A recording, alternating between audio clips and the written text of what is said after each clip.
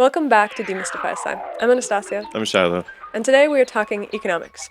For the conversation, we have with us Yeva Nersisyan, who is the chair of the economics department at Franklin and Marshall College, and we are speaking specifically about modern monetary theory, which we have discussed on the show previously. So we had a few months ago, we had Warren Mosler, who is one of the founding figures of modern monetary theory, and the thing is, which you probably know if you have gone out into the world at all, is that when you talk to somebody who is the originator of a theory, it can be very, very difficult to talk about the theory itself. The person Critically, perhaps.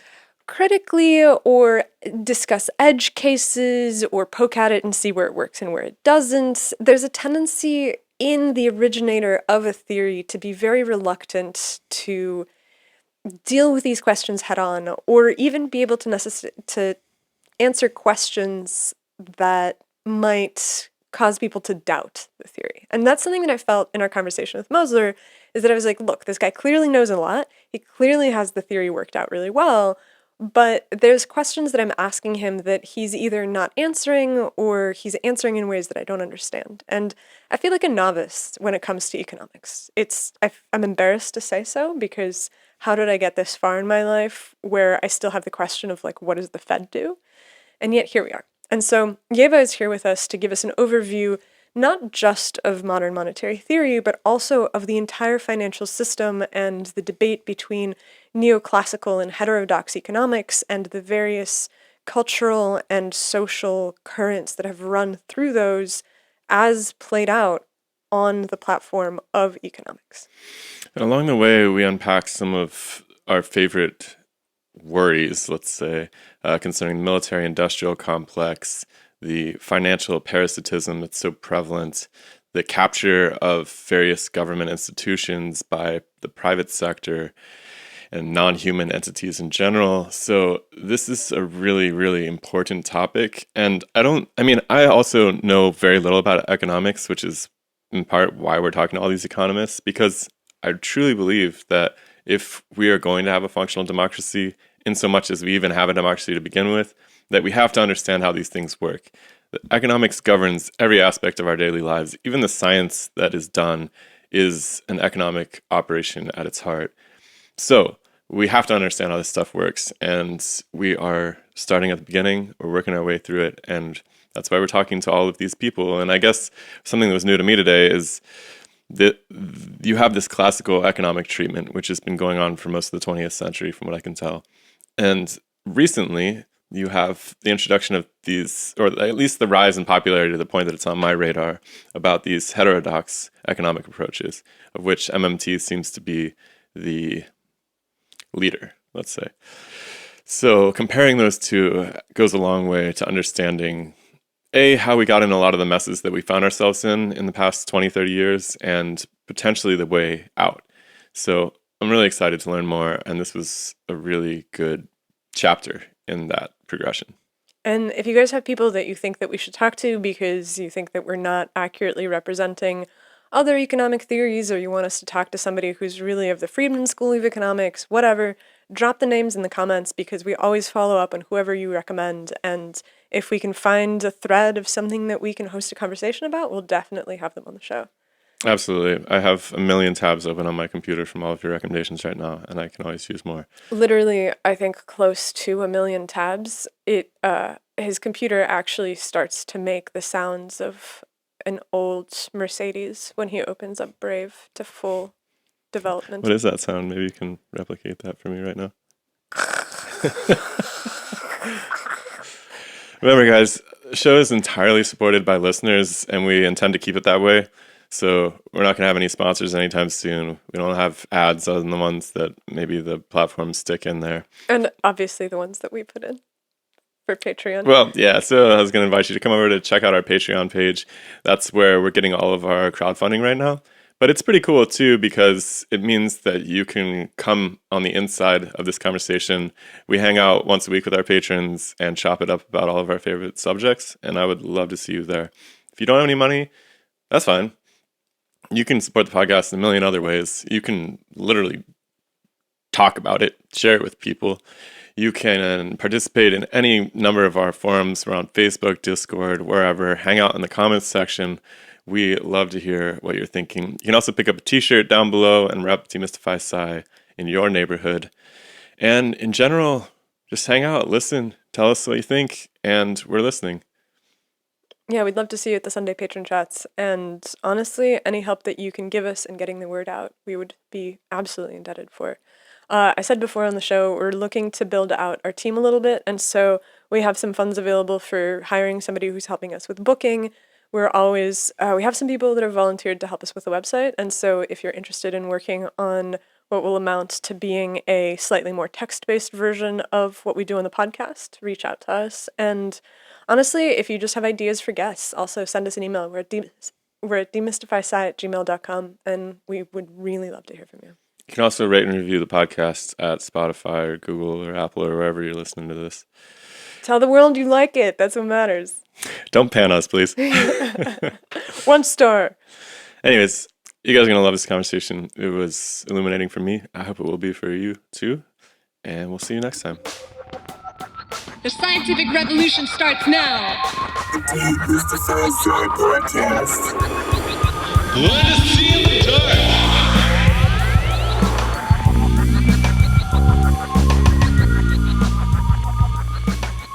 I go out into the rest of the world, and I can read philosophy, I can read biology, chemistry, physics. I get to economics, and there's just something that happens where it seems like the system is so vast, and it has so many cogs in it, and everybody has different ideas about what the cogs do and who's in control of them, where it feels like there's no ground to stand on from which you can strike out. And so it seems from the outside that economics is kind of divided up into schools of thought.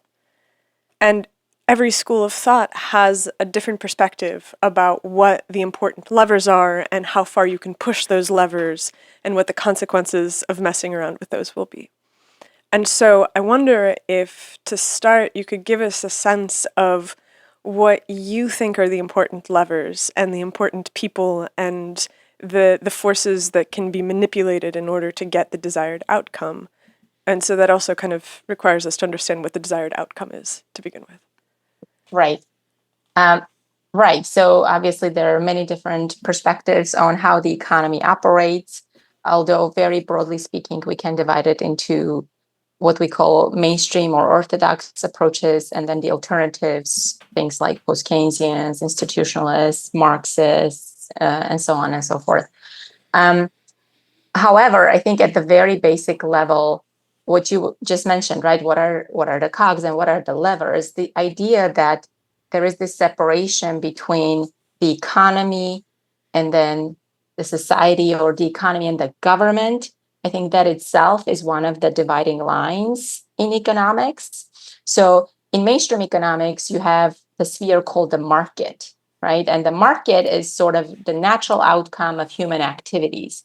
And then you have the government, which is sort of an outside force, which comes and usurps some of these market forces, messes around with them, so to speak, right? And therefore can create problems. While in heterodox economics, these alternative approaches, which we collectively call heterodox, one of the uniting ideas is that there is no such thing as a market without the government, right? There is no clear-cut separation between the market and the government. There wouldn't be markets without the government, right? At the very basic level, you need the enforcement of property rights, right? And who does that? It's the government.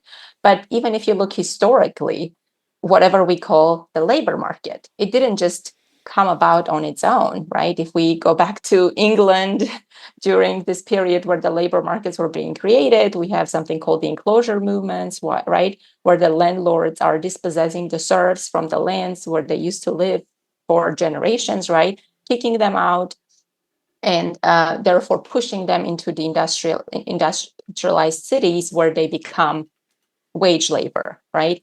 And or things like rules against hunting and fishing, right? So trying to prevent people from earning subsistence. And that was all done with the help of the government, with the laws that were created to prevent people from doing X, Y, and Z. And therefore, they had to then move to the cities and become wage workers, right? So the labor market itself was created with the government, right? And so that clear-cut separation doesn't necessarily exist. And I think it's the proponents of the free market ideology, which are usually operating within that mainstream economics framework, that like to create this separation, right? That there is the natural market, which is the extension of our humanity in a way, because we as humans like to trade and exchange and so on. And then there is the government, which is sort of not the extension of ourselves as humans, and therefore it's kind of an outside force. And therefore, the less it messes with the market, the better we are going to be.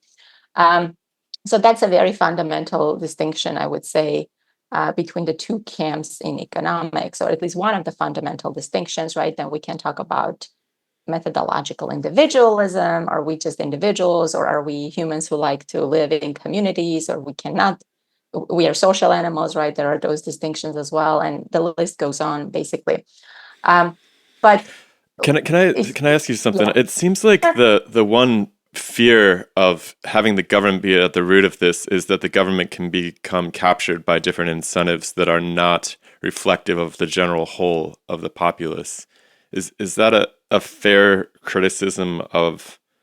I think that might be, in some sense, the root why people in mainstream economics or free market economics are suspicious of putting that even at the heart of their theory. Like, even if it's true, they maybe don't want to believe that it has to be true. Do you think that's reasonable?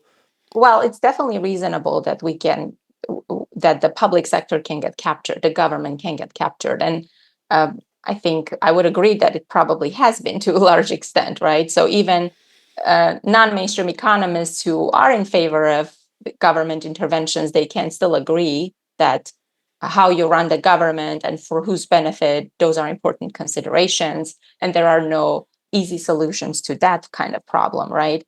At the same time, I think what you just mentioned, right, goes back to that assumption that if it's private actors that are acting, somehow it's going to be for the public interest. And that assumption isn't necessarily valid either, right? You have a business that is operating for profit. Well, they have no obligation to provide anything close to full employment. They have no obligation to not destroy the environment, right? So just because it's private entities with private interests operating doesn't necessarily mean it's going to lead to the greater public good. And I think that's another fault line within mainstream and non-mainstream economics, that in the mainstream, if you just let the private market operate, right, the good will prevail because the individual vices, so to speak, such as profit-seeking, money-loving, and so on, will lead to the greater public good, right? Because for me, it's profitable to provide something that there is demand for, right? If there is no demand, I cannot sell my product, and so on and so forth. But that's very simplistic because there could be demand for it. I could produce it like oil, right? But then it's destroying the environment. So then there are other considerations there as well. Especially a commodity that's being shipped away from your backyard, right? Like if you're doing business with something in your backyard, it's probably less likely that you're going to destroy the environment or cause these externalities that will matter to, the problem is those things matter to people far, far away. And that's when you run into this problem, I feel like. Sorry, what were you going to say, Nastia? I was just going to say that, oil is one example, but so is something like heroin or TikTok or really exploitative pornography. It's like there is something in the human spirit that seeks these, dark places of the mind, of the soul, of the heart. And so if you have they're profitable. They're very, and that's what makes them profitable, right? And so if you have an utterly free market and you have people that are really good at selling these things, then all of a sudden you have this massive breakdown of the structures of society because, well, if profit is the only thing that matters and we have no other strictures to say that perhaps there needs to be something else. Right. And I think it's a different world where you have small producers who are local, as what Shiloh was alluding to, and they live in the community and they care about the community. That's one thing, right? But when you have big businesses and concentration of economic power, that's another story, right? Because they're no longer just operating in the environment, they're changing the environment in which they operate. So it's not the survival of fittest anymore because these companies can change the environment in a way where they become the fittest, right? So I think when mainstream economists talk about the free market, they have this idea of Adam Smithian small producers, and Adam Smith wasn't a free marketer by any means, even though that's the interpretation of him. But that's the idea, right? That you have the small producers who are competing, and therefore the best is going to win, and so on. But I think what happens in the economy is that usually the one who wins ends up becoming bigger and bigger and bigger, and therefore there is a lot of market concentration, and that leads to concentration of economic and therefore political power, right? Because of the way our political system works, the companies can lobby for, changing the environment in which they operate in a way that benefits them, and so on and so forth. And this goes way beyond tax policy, right? It goes, toward kind of regulatory policy that they can lobby for, and so on and so forth. I mean, it might be good to take a look at, in these two systems, what are the levers to regulate these potential dangers, I suppose. Maybe they're the same levers. I don't Well, know. I wonder, because it seems like from the description that you're giving right now, which is that free market economies believe that the market can regulate itself and that these things will just work themselves out as long as you take your hands off of it. And then the heterodox economists are coming in and saying, well, hold on a second, that seems not quite totally true.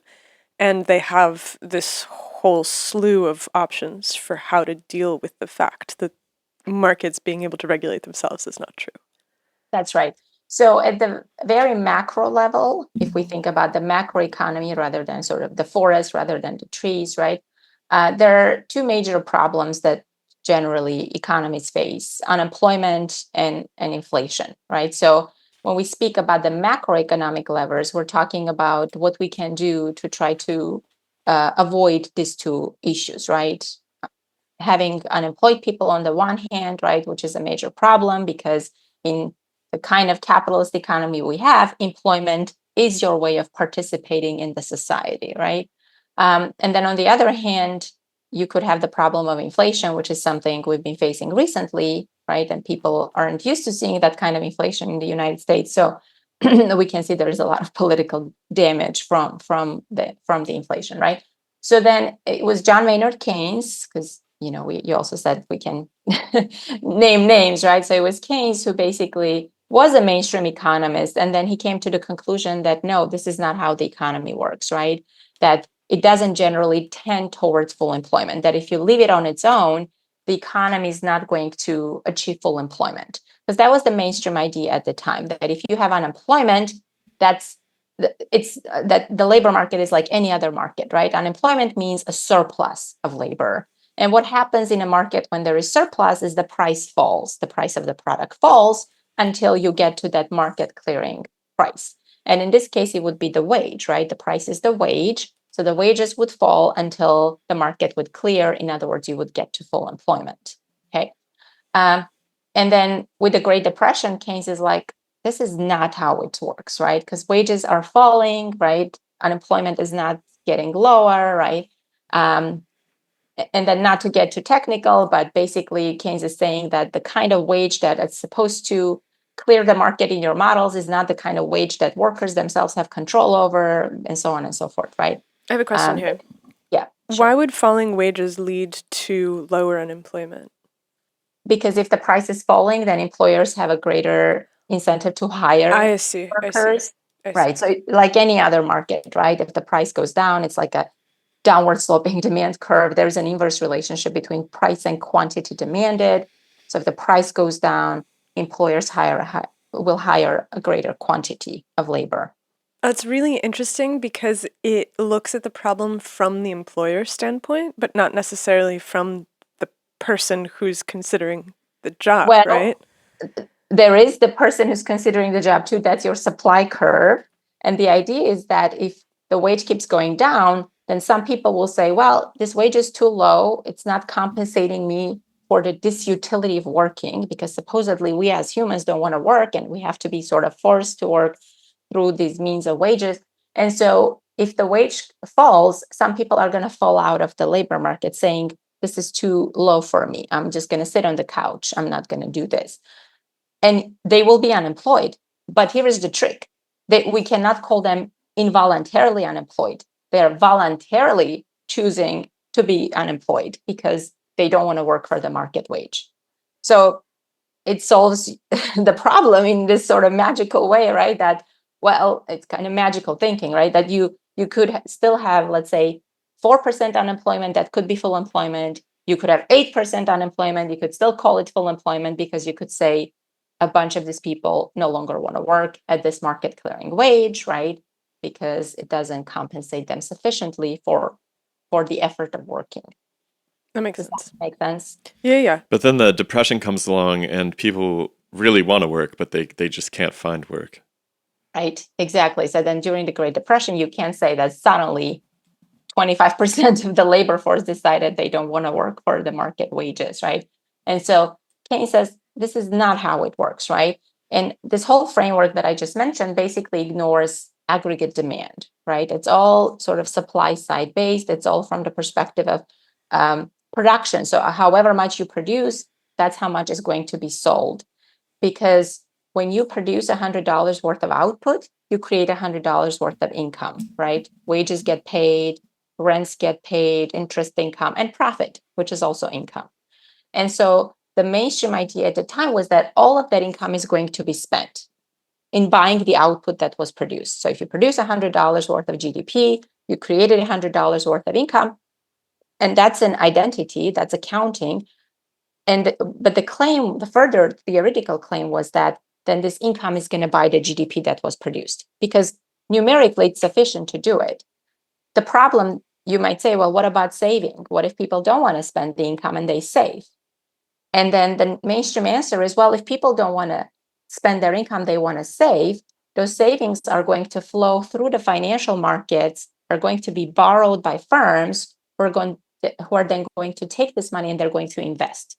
And investment means buying a different kind of output, right? So if, say, consumers don't want to buy the oranges, they're going to save their money, right?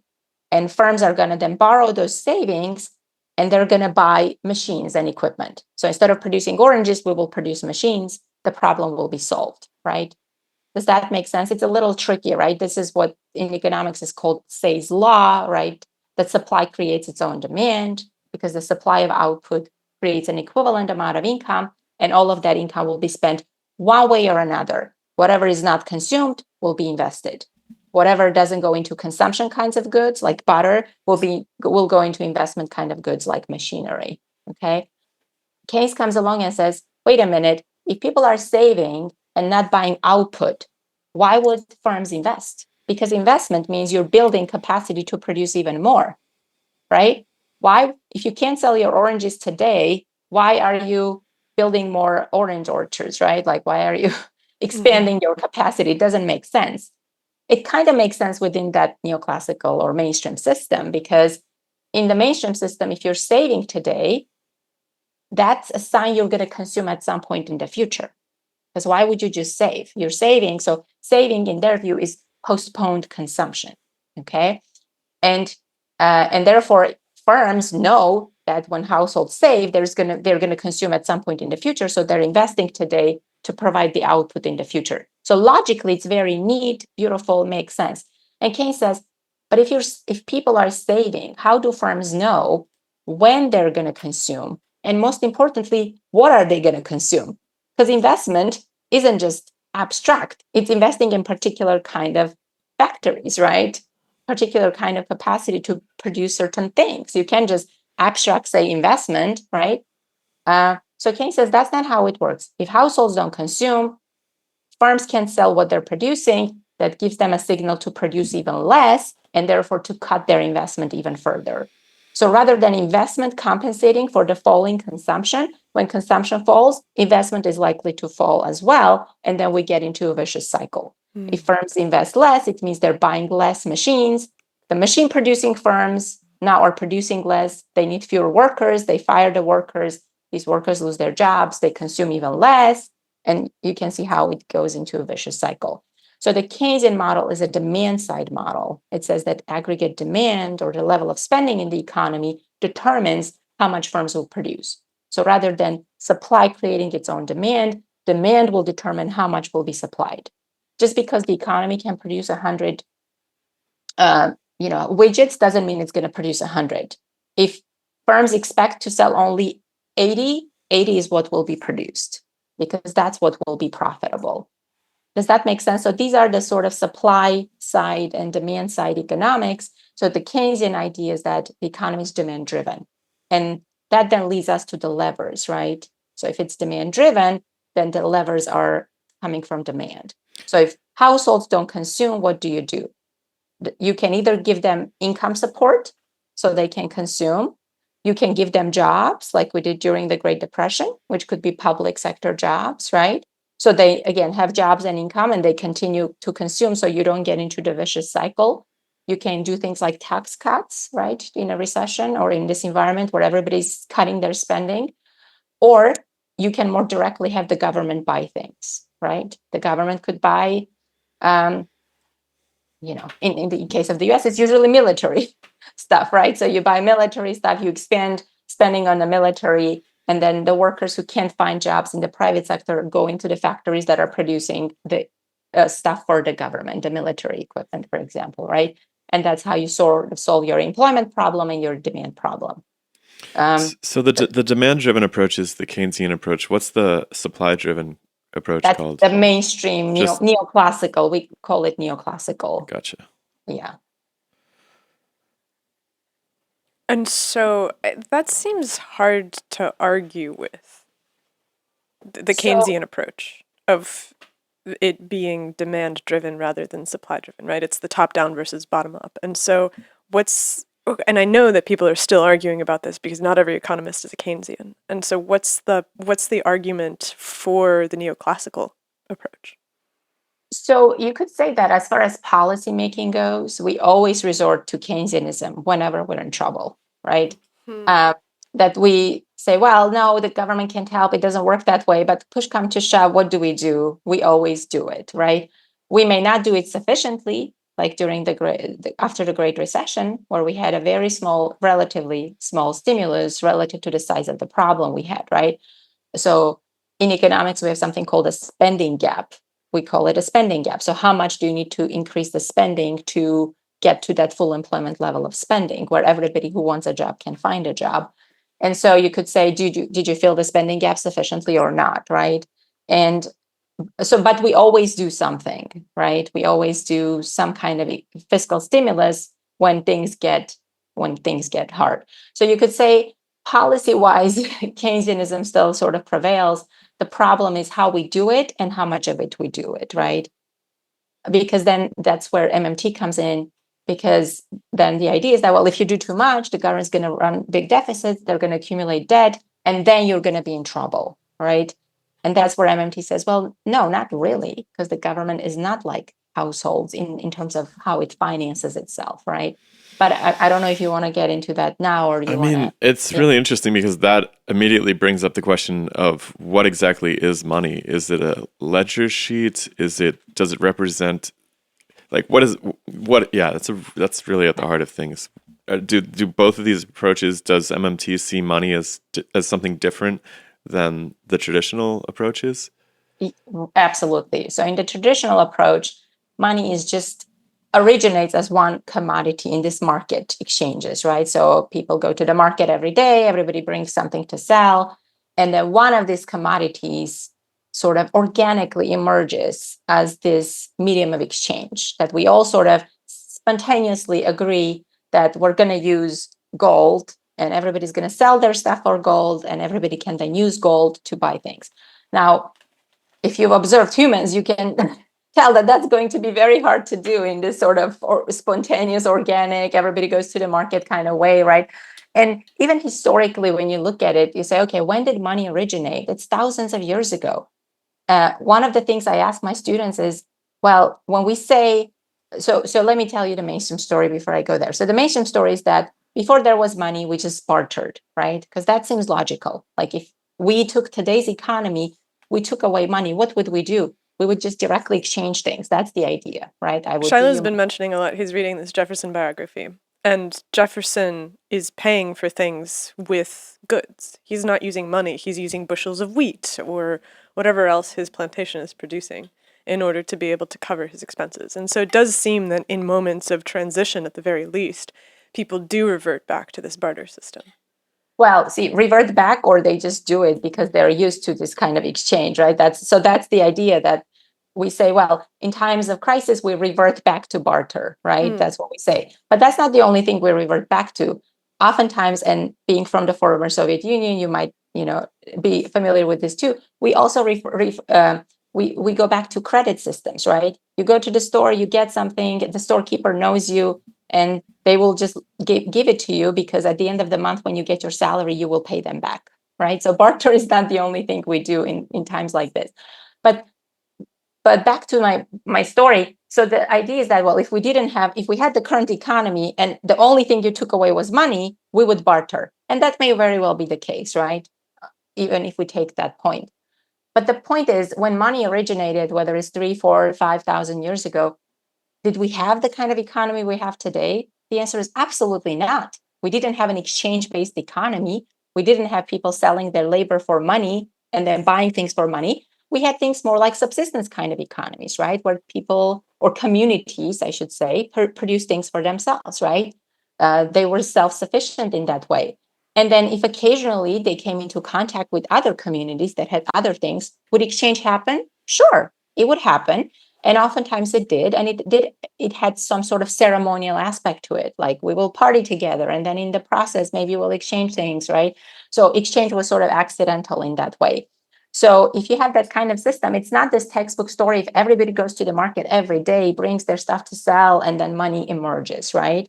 So the mainstream story, again, sort of goes back to humans being prone to exchange, and therefore exchange is as natural as, our humanity. And therefore exchange must have existed in this sort of sense of regular daily exchange thousands of years ago, when if you ask anthropologists, if that's the case, they would say, of course not. That's not the case, right? So David Graeber, I don't know if you've read his book, right? That the first 5,000 years, he has this chapter, The Myth of the Barter, which I have my students read. And that's his point, that economies weren't like the economies today, right? And that we don't have to barter because it's not like I'm not going to see you tomorrow. I will see you tomorrow. So if I need something from you today, you don't need to have what I want from you, right? We don't have to have what's called a double coincidence of wants, which is I need to have what you want and you need to have what I want for us to be able to exchange. I'll go to my neighbor and I say, hey, do you have this thing? I need it today, and they'll give it to me. And now I owe them something, right? At some point in the future, the debt will be cleared. So rather than barter, credit systems were really at the beginning of the whole money story. And that's the distinction between mainstream and non-mainstream approaches. So the mainstream approach says money came out of this exchange process, which again goes back to this market being natural, being there forever kind of story. And the non-mainstream approaches say, well, that's not how it really worked. Credit came before any kind of form of formal money, right? People could keep track of who owes who how much, right? And then there would be some kind of payback. It didn't necessarily have to be equivalent, like the way exchange happens today, right? In terms of value, and so on and so forth, right? It seems to me like you could have a credit system without money. Is that possible? Well, you could have a credit system without physical money. Mm-hmm. Exactly. You could have a ledger, right? Like in that example with the storekeeper. So the storekeeper sort of keeps track in their ledger. And maybe that's why we invented numbers, to keep track of who owes who how much, right? They could keep track of who owes who how much, right? And in today's economy, we have somebody who maintains that ledger. We call them banks, the banking system, right? They keep track of who owes who how much, who has credits on who, right? Because my deposit at the bank is my credit on the bank, right? And I can use it at any point in time. And then if I need to make a utility payment, then my credits will be reduced and the utility company's credits will be increased and so on this big ledger, which we call the payment system, basically. So yes. I would definitely want to talk about banking big time in a minute, but I want to make sure that I understand the difference between money and debits too, because it seems like there's something where the government is inherently involved and taxation comes into this as well, right? Like we had a really wild conversation with Warren Mosler where he was essentially insisting that the basis of money was that the government wanted work done and that they basically put this tax burden on people so that they would have Sure. to earn money to pay the taxes. And by doing that, they would get work done for the government. So I think what we often think about when we think of money, we think there is only one money, right? And the non-mainstream, so the heterodox view is that there are many different monies because at its essence, money is just an IOU, right? It's an IOU which can be recorded however we want. Could be on a piece of paper, could be on a computer, could be on somebody's notebook, could be on a piece of stick, right? We can make notches on it and record. So money is an IOU. And that means there isn't just one money. There are many different monies in the economy. Now, they're not all created equally, right? So the government issues its own IOUs. We call it government money, right? And it sort of sits at the top of this monetary hierarchy because that usually is the most acceptable. But then there are banks, which also issue IOUs. We use them all the time. We call them bank deposits. So if you use your debit card, you're using bank IOUs to make payments, right? So I tell my students, like, take a piece of paper and write, I owe you $20 and sign it, right? You just created an IOU. The question is, can you do anything with it? Will anybody take it? Because for the IOU to sort of exist, there has to be a debtor and a creditor. Somebody has to accept your IOU, right? Now, if they go to the grocery store and say, hey, here's my IOU, can I get some groceries? Of course, they're going to be told no, right? However, if they use their credit card, what are they doing? They're issuing their IOU to the bank, and the bank makes the payment on their behalf. So we all issue IOUs all the time. Every time you use your credit card, you are issuing an IOU. You're using it to buy things, but you can't do it directly to the store because the store doesn't want your IOUs. They don't want the liability, right? There's something about that intervening banking system that's supposedly backed by the government to some extent, right? And so it has less liability, at least perceived in the hands of the people doing the transaction. So the IOUs would be liabilities, obviously, right? So they would be, if you think of a balance sheet where you record your assets, you record your liabilities, the IOUs would be recorded on the liability side of our balance sheet. But yes, the reason I'm probably using that word wrong. I just mean right. it's scarier for them, right? It's like they don't have as much trust that that the goods will be paid out eventually. Right, because like an IOU written on a piece of paper, you know nothing about the person's financial standing, you know nothing about how good they are at paying back their debts. But if somebody has a bank account and they have a debit card, you know that the debit card has a limit of how much they can overdraft. Especially a government-backed bank, not just like some crypto thing that some guy created on an island in the Caribbean or something. Yeah, that's like a whole nother wormhole. Well, absolutely. So the government backing is very important, and I'll get to that in a minute. But yes, exactly. So when you go to the store, they don't know you, they don't know how creditworthy you are, and therefore your IOUs are not acceptable. You're sort of at the bottom of that monetary hierarchy. However, the store could still give you credit, right? You could have a store credit card. They could run your credit history and determine how creditworthy you are and then give it to you. Same thing with the bank. When they give you a credit card, right? They determine how creditworthy you are. They give you a certain limit, supposedly, according to that, right? We all know how crazy the banks can get. But, and then you can spend up to that limit, right? In this case, however, the store is not dealing with you. They're dealing with the bank. And therefore, they can trust that the bank will pay. Well, how do they know the bank will pay? Because the government stands behind the banks. And when I say the government, I mean the Federal Reserve.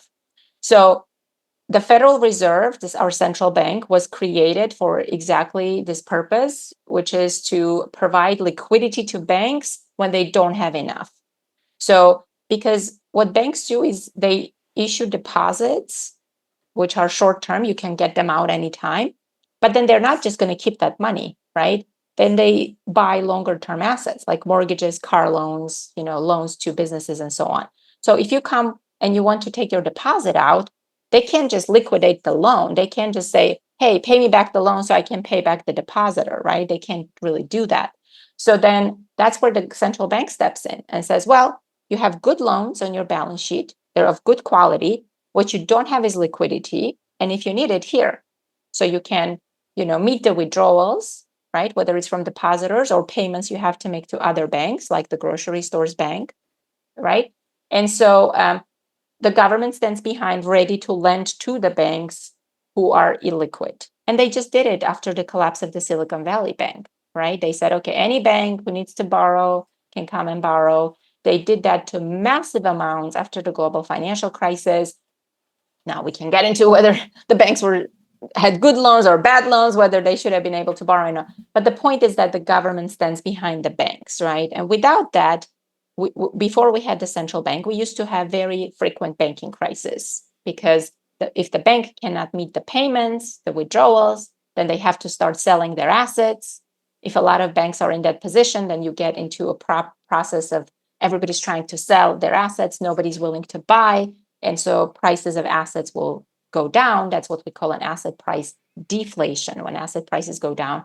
And that means that anybody who has those assets on their balance sheet will be affected, whether they were initially implicated or not, right? So let's say mortgage-backed securities, right? The banks start selling their mortgage-backed securities because they don't have enough liquidity.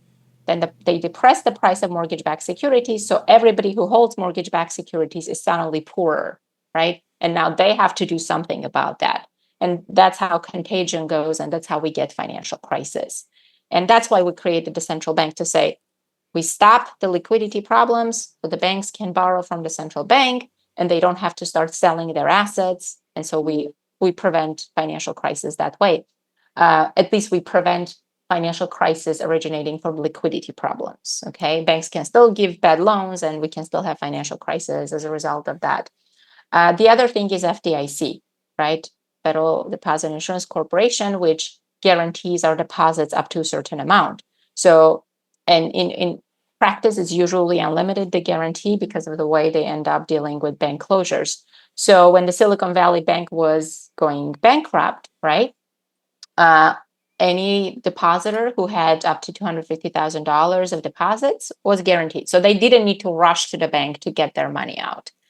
The problem in that case was that you had a lot of large deposits over the $250,000 limit. So some companies like that had $400 million in one account, which companies don't usually do. They spread their money around. So, into different banks, it's a no-brainer, right? You don't have to be a genius to figure out you could do it. Even if you had $500,000, you could know, I'm going to put them into different banks.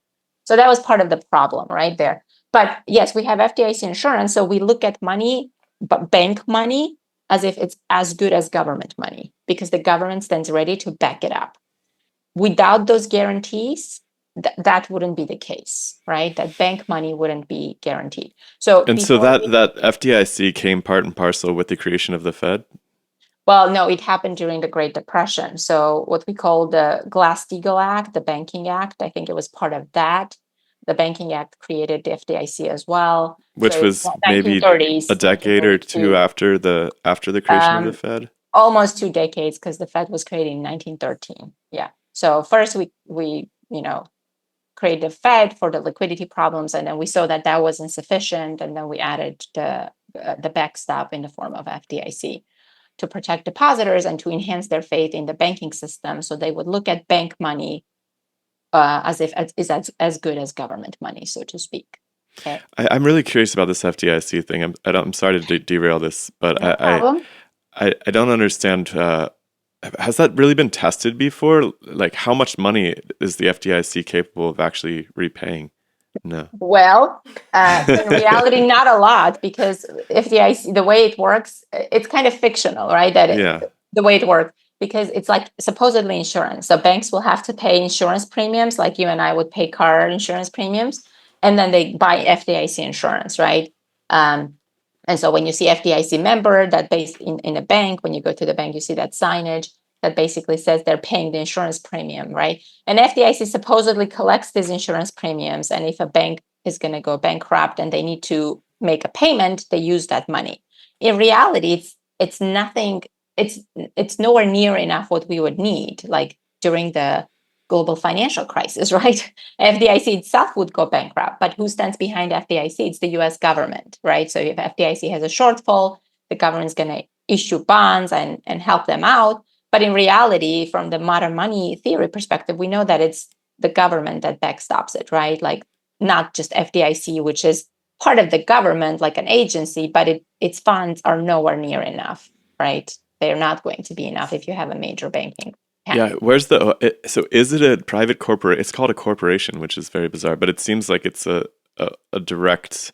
There's not several of them competing, right? It's almost No. okay. It's just, yeah, it's the only one as far as public ones go. It's part of the government. It's a government agency, and it's funded. I I'm not sure if it's funded by the government. It might be funded, if it might be self-funding in the sense that it funds itself out of the premium. So it doesn't have to get funding from Congress, right? Like, I don't think it has to get funding from Congress like the SEC has to do it, because then they can collect the premiums and so on. So, yeah, but the reality is that it's the full faith and credit of the US government that stands behind FDIC, that the insurance. So in that sense, it's a fiction that the banks are paying for it. The banks really are not paying for it. But it's good to have them have a skin in the game in the sense that they should be paying the premium, right? Although probably they then pass it down to their customers. So. Yeah, I mean, it seems like this gets us closer to MMT, where the claim that these fictions are somewhat inexhaustible, like we should be able to meet the various demands that are put upon us simply because as long as people have faith in the government and they believe in the system that we have, that the government can essentially keep printing the money indefinitely. And Well, once you understand that money is an IOU, I think the first understanding that follows from that is that it's not something that's scarce, right? Because I think that's the first thing that people think about when they think about money. Because for us, it is scarce, right? yeah, Like each individual household, you have to earn the money before you can spend it. So you say, well, it's only natural that that's how it works for everyone. Even if you're a business owner, that's how it works, right? You have to earn the money before you can, and then make payments. Obviously, you can also get credit, get things going, and then you have to pay back the debt, right? So that's how it works. So we have this concept of scarcity of money. And you can sort of take it back to that view of money as some kind of commodity, right? Like gold. So if money is gold, right, then you have to get it before you can spend it. So that kind of seems natural. So all of that idea that money is scarce comes very directly from this story of money being some commodity, something of intrinsic value, of usefulness that emerged out of this barter process and became money. While from the credit side, right, if you look at it from the money's credit side, you say, well, today's monetary system is no different than monetary systems thousands of years ago. It's still the same kind of credit, right? And if money is an IOU, then money is not scarce. The IOUs can be created, right? Sort of in an unlimited fashion. Banks can do it too. They create their IOUs when they make loans, and we can get into banking later. But the IOUs can get created, and they do all the time, and then they get destroyed. Loans are paid, or when the government taxes, or it issues bonds, and so on. So then, if that's the case, then you understand that money is a tool for the issuer of money. It's not an end goal, right? The issuer of money cannot really collect money. So let me give you another example. I tell my students, so the same exercise, take the piece of paper, issue an IOU, so to speak, and now put it in your pocket. Are you any better off? Of course not. You're the same, like your balance sheet hasn't changed. You are not richer or poorer. You have your own IOU in your pocket. So when the government gets back its own IOUs, what is it going to do with them? It doesn't make sense to keep them, right? Even if it was paper, you could just take it and tear it up and then create a new one next time you need it, right? If my students could use their IOUs and then they got them back, what would they do? Tear it up, create a new one next time you need to do it, right? And when it's electronic, it's even easier. So in my classrooms, I have my own currency. And I don't know if you want me to tell you the story, but I call them the Franklins because I teach at Franklin and Marshall College, and Franklins are an appropriate name for money, I guess you could say. So the students never really see the paper version, maybe just the first day of class. So I give them this piece of paper with 4 Franklins on it, and I say, okay, who wants this? And they're like, well, what is it? We don't know what it is. We don't need it. And I say, well, how much would you be willing to pay for it? And they say maybe 5 cents, maybe $1 or something, like low amount like that. And then I tell them, well, by the end of the semester, you have to pay me 25 of this. So you have to earn them through participation throughout the semester. And suddenly this piece of paper became very valuable. And they're like, Professor, can we buy it now? I'll pay you $50 for it or something like that. Obviously, I don't sell the Franklins, and I make them earn it through participation week by week. And they have their accounts, and I deposit the money into the accounts, right? What do? I just have an Excel spreadsheet. I type the number in. That's all I do. At the end of the semester, I reverse that. So I say, okay, you earn your 25, you get your 10% participation grade, and end of story, right? And when I do that, am I any richer or poorer than before? Not really. I created them, I destroyed them. I don't really care for the Franklins. So the Franklins is not what I need. What I need is their participation. And that's what Warren Mosler is talking about, right? With taxation, you're not trying to get hold of the money, you're trying to get hold of the real resources or the real stuff, which in this case, it happens to be their participation, or you could say their labor, right? So that's the sort of government side of the money story, right? Well, what does the government do if it's not a major actor in the economic system like banks, right? Well, it can just make the population indebted to it. Because if the population is indebted to the government, now they want the government's own debt, because debt cancels debt. If I had your IOU and I owed you money, I could give your IOU back to you and say, we're square, we're good, right? I don't owe you anymore, right?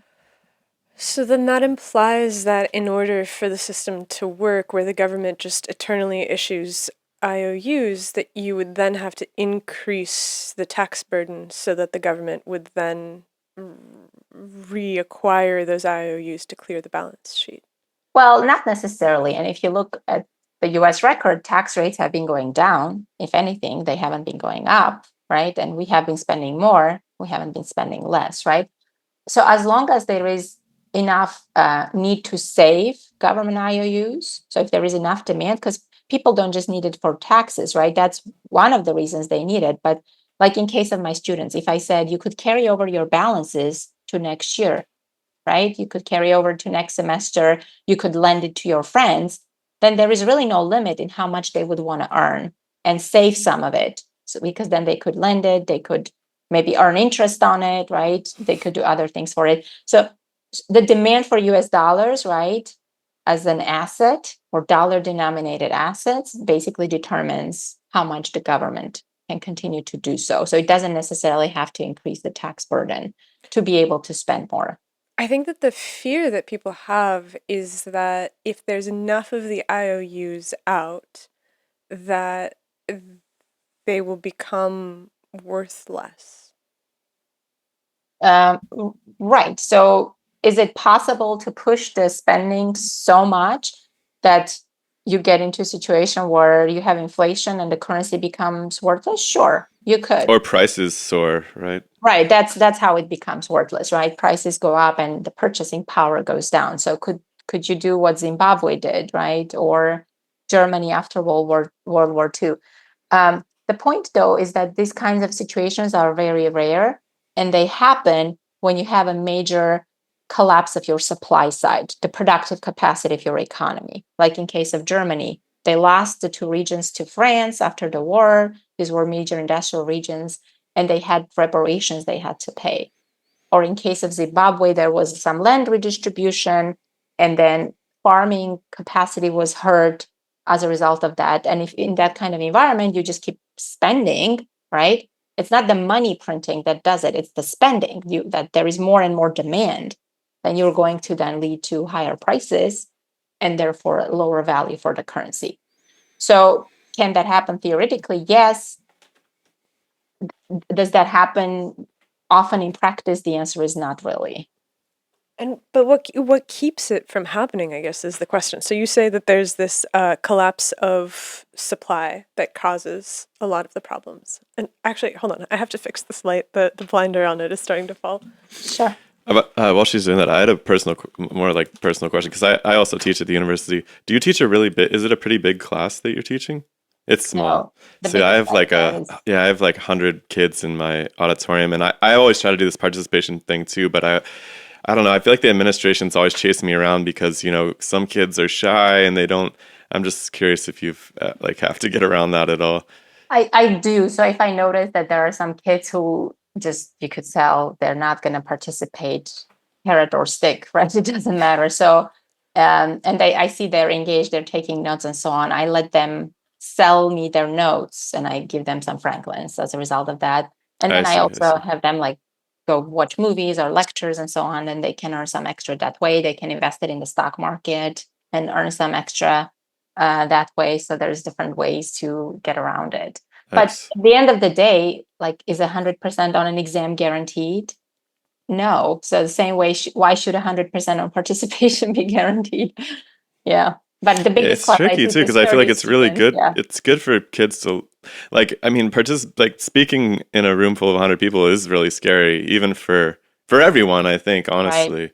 I mean, for Right. me, for sure, I have to do it twice a week, and it's pretty intense, right? And so I just feel like it's really good for kids to wrestle with that. But it's just interesting because there's this increasing demand to make kids feel safe and have a good, comfortable experience and stuff. And it's very tricky. And so this actually leads directly back to the point that I was trying to make, which is that it seems like this creation of money works as long as the industrial productive basis of the country survives. If industry falls apart and you're still printing money, but you're no longer producing goods at the rate that you used to produce goods, then it seems like you could run into problems. If you have a lot of debt to other countries, it seems like you also run into problems. Well, the industry doesn't have to be it, right? Like in case of the US, 70% of our economy is services. So when we earn income, we don't necessarily spend most of it on goods. Or at least not goods produced domestically, right?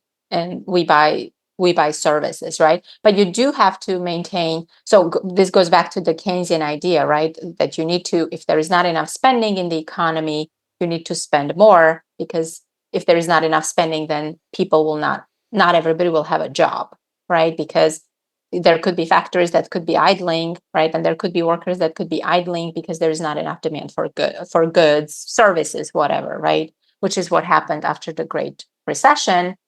Um, at the same time, you can push it over as well, right? If the economy can produce 100 oranges and the private sector wants to buy 100 and the government comes in and says, well, I also want to buy 5, the government can always outbid the private sector because it can pay whatever it wants, right? And that can bid up prices, right? So if you push the spending over the capacity of your economy, industrial or otherwise, right? The overall capacity, your potential GDP, so to speak, then you could face problems in the form of inflation. You could face problems in the form of inflation before you get there because of what we call bottlenecks in the economy, right? Like energy generally tends to be a bottleneck because of the way we get our energy, right? Like oil tends to be a bottleneck. Housing tends to be a bottleneck in case of the US, right? Semiconductors turned out to be a bottleneck in this recent situation. So you could, if demand is going to the wrong sectors, so to speak, right? Then some sectors could inflate while others are still below full employment, because not all sectors sort of go at the same speed limit in the economy. So like the tech sector, right, it can get to 100% capacity very quickly, while some other sectors are sort of lagging behind. So it's like theoretically it's easy, right? That you just increase demand up to the point where it's the right amount, right? Not too hot, not too cold. You solve your unemployment problem, but you don't cause inflation.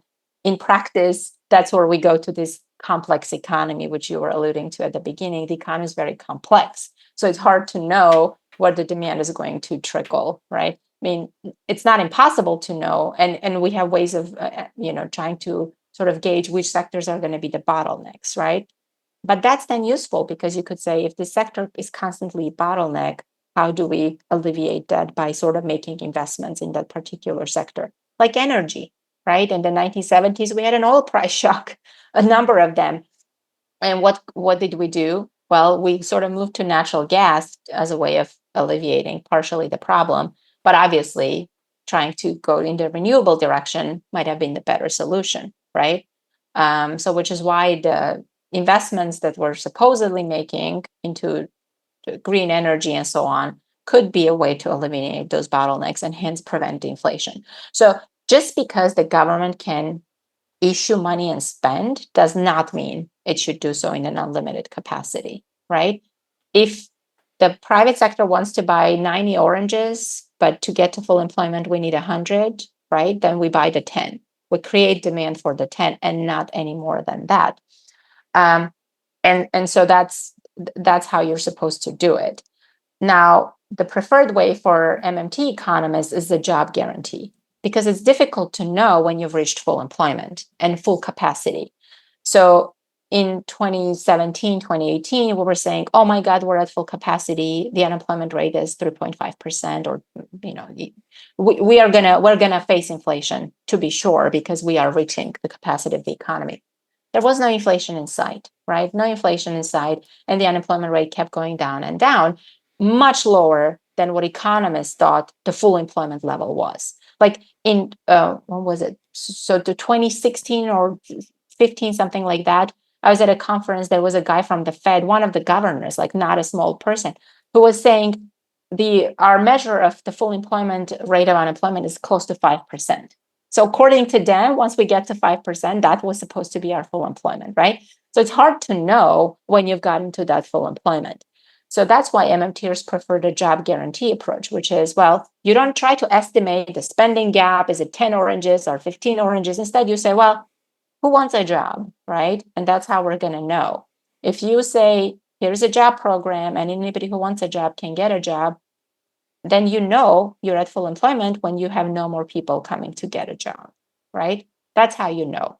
And that's how you know how much you need to spend, as much as you need to provide employment for the people who show up, right? And then it's not a guessing game anymore, because it's difficult to know what that potential of the economy is and what the actual full employment numbers are. And so what happens as the government spends not necessarily just on employment or full employment, but also on social services that actually take people out of the workforce and allow people to live on either welfare or social security, or these other programs that require the government to spend but aren't really participating in this machine of the economy of productive work. Right. So those kinds of spendings would then be the most inflationary kinds of spending, if you want to sort of say which ones are going to be inflationary and which ones are not. So if you spend money on the job guarantee versus, say, unemployment benefits, the unemployment benefits are, all else equal, will be more inflationary than the job guarantee, because with the job guarantee, you're increasing the supply just as you're increasing the demand, right? At least to some extent. May not be a one-to-one match. So, but it doesn't mean you shouldn't be spending on social services, right? Social security and so on.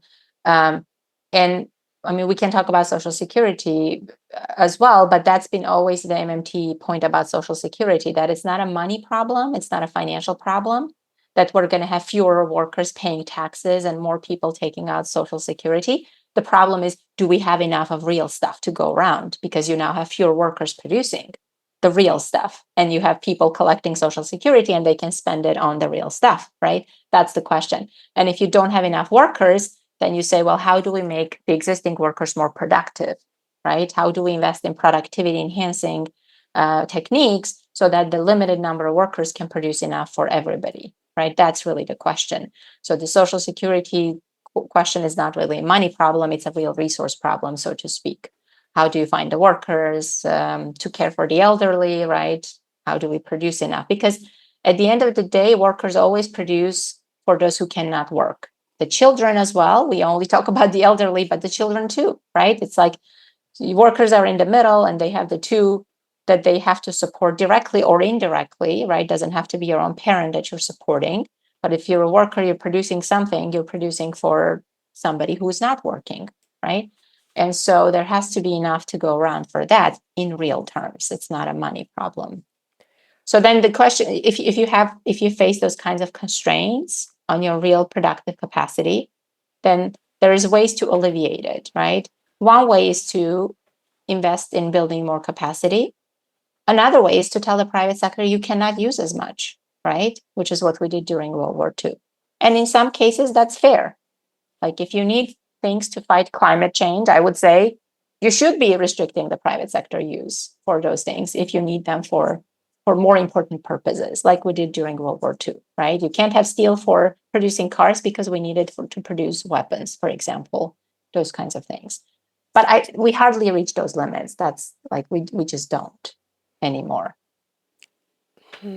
And so, in terms of gradually automating more and more of the economy, it seems like that's the path towards this massive increase in production relative to hours worked. And so, do you see the grand development of automation as actually ushering in an era where MMT works better and better because you're able to feed into these social security systems while also producing much more on the other side? So that's really not an MMT question. That's a distribution question at that point, right? Can we have the kind of economy we have today if we supercharge automation with things like AI? But it's not just the blue collar workers who are losing their jobs now, but it's the white collar too. It's everybody, right? And I don't really know too much about AI. Some people are very optimistic about it. Others are more skeptical, right? But it's clear that it is going to destroy some jobs, right? It already is destroying some jobs. At that point, I think you sort of see the economy for what it is, right? The economy is there to produce the material means for people, okay? At the basis, at the very basis, that's what an economy is. What we have, however, is not just an economy, it's a capitalist economy that's run for the purpose of making profit. Okay. So and that relies on wage labor. So you have to earn wages to be able to participate in the economy, to buy the things that you yourself helped produce. When the jobs disappear with AI, question is, can we, if robots are producing everything, so to speak, can we actually have a capitalist economy at that point? I think that's the real question, because at that point, distribution cannot happen the way it's happening today. You work, you earn income, you buy things. If there is no more work, well, first of all, you have no income. And then if you have no income, what are you going to buy? Nothing. Then who is the production happening for? There can't be any production at that Well, point, right? I think there's a huge problem too, because the kind of work that we're talking about eliminating with AI is, I guess we could say white collar, but intellectual, coding, things like that, legal stuff. Yep. But the jobs that will need to be done that the government might be capable of supplying might be building bridges and roads and laying infrastructure pipelines and things that those people don't possess the skills for or the proclivities towards, right? It seems like there's Well, a disconnect. not necessarily. When we think of government jobs, we always think of infrastructure. And that's natural because that's usually what the government spends on. But if you go back to the New Deal, they created a lot of jobs for artists, right? If you build a post office building, you can hire somebody to make it look nicer, right? If you can hire a theater company to go around and do plays in this city and that city, places where people don't usually get to see plays, right?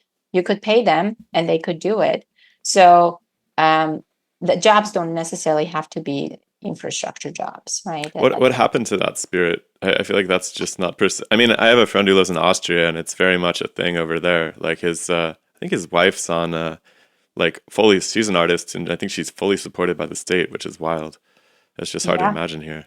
Well, I think what happened in the US is that we never demilitarized after World War II, while in Europe they didn't militarize to the same extent, and then they spent their government spent differently, right? Social services and so on and so forth. Although that's been disappearing there as well. I mean, that's been degraded as well.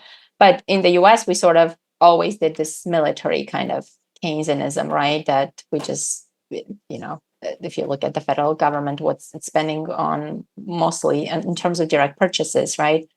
Most of it is military stuff, right? I don't know. I think it's a relic of World War II, the Cold War that followed that, perhaps. And then once you get that embedded into your political system, it kind of sort of has inertia and keeps going that way in some sense, right? And then you could explain the endless wars that we engage in, perhaps from that perspective as well. That there is an economic impetus, right, among the population that drives that kind of that kind of behavior by the government. But yeah, I don't know. I think what happened is probably World War II, because World War II is what really got us out of the Depression, despite all the New Deal programs. And one of the reasons why we had to go there was because of this idea that money is a constraint, that money is scarce, right? We had a recession in 1937 because Roosevelt was trying to balance the budget. And we also had the social security system kick in, so taxes were being taken out of the economy, but payments weren't really happening just yet.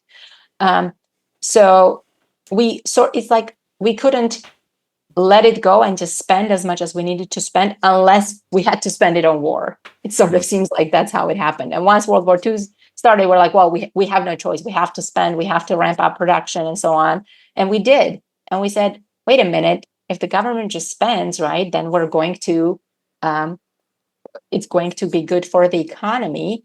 And then we said, well, it doesn't matter what you spend on, right? When in reality, it does matter what you spend on, right? Because you kind of have a different kind of economy depending on what you're spending on. And they said, well, it doesn't matter what you spend on. You just sort of the simple, what's called hydraulic Keynesianism, right? You have a recession, you ramp up spending or cut taxes, and then you sort of do the opposite in recovery, and your economy just sort of chugs along that way.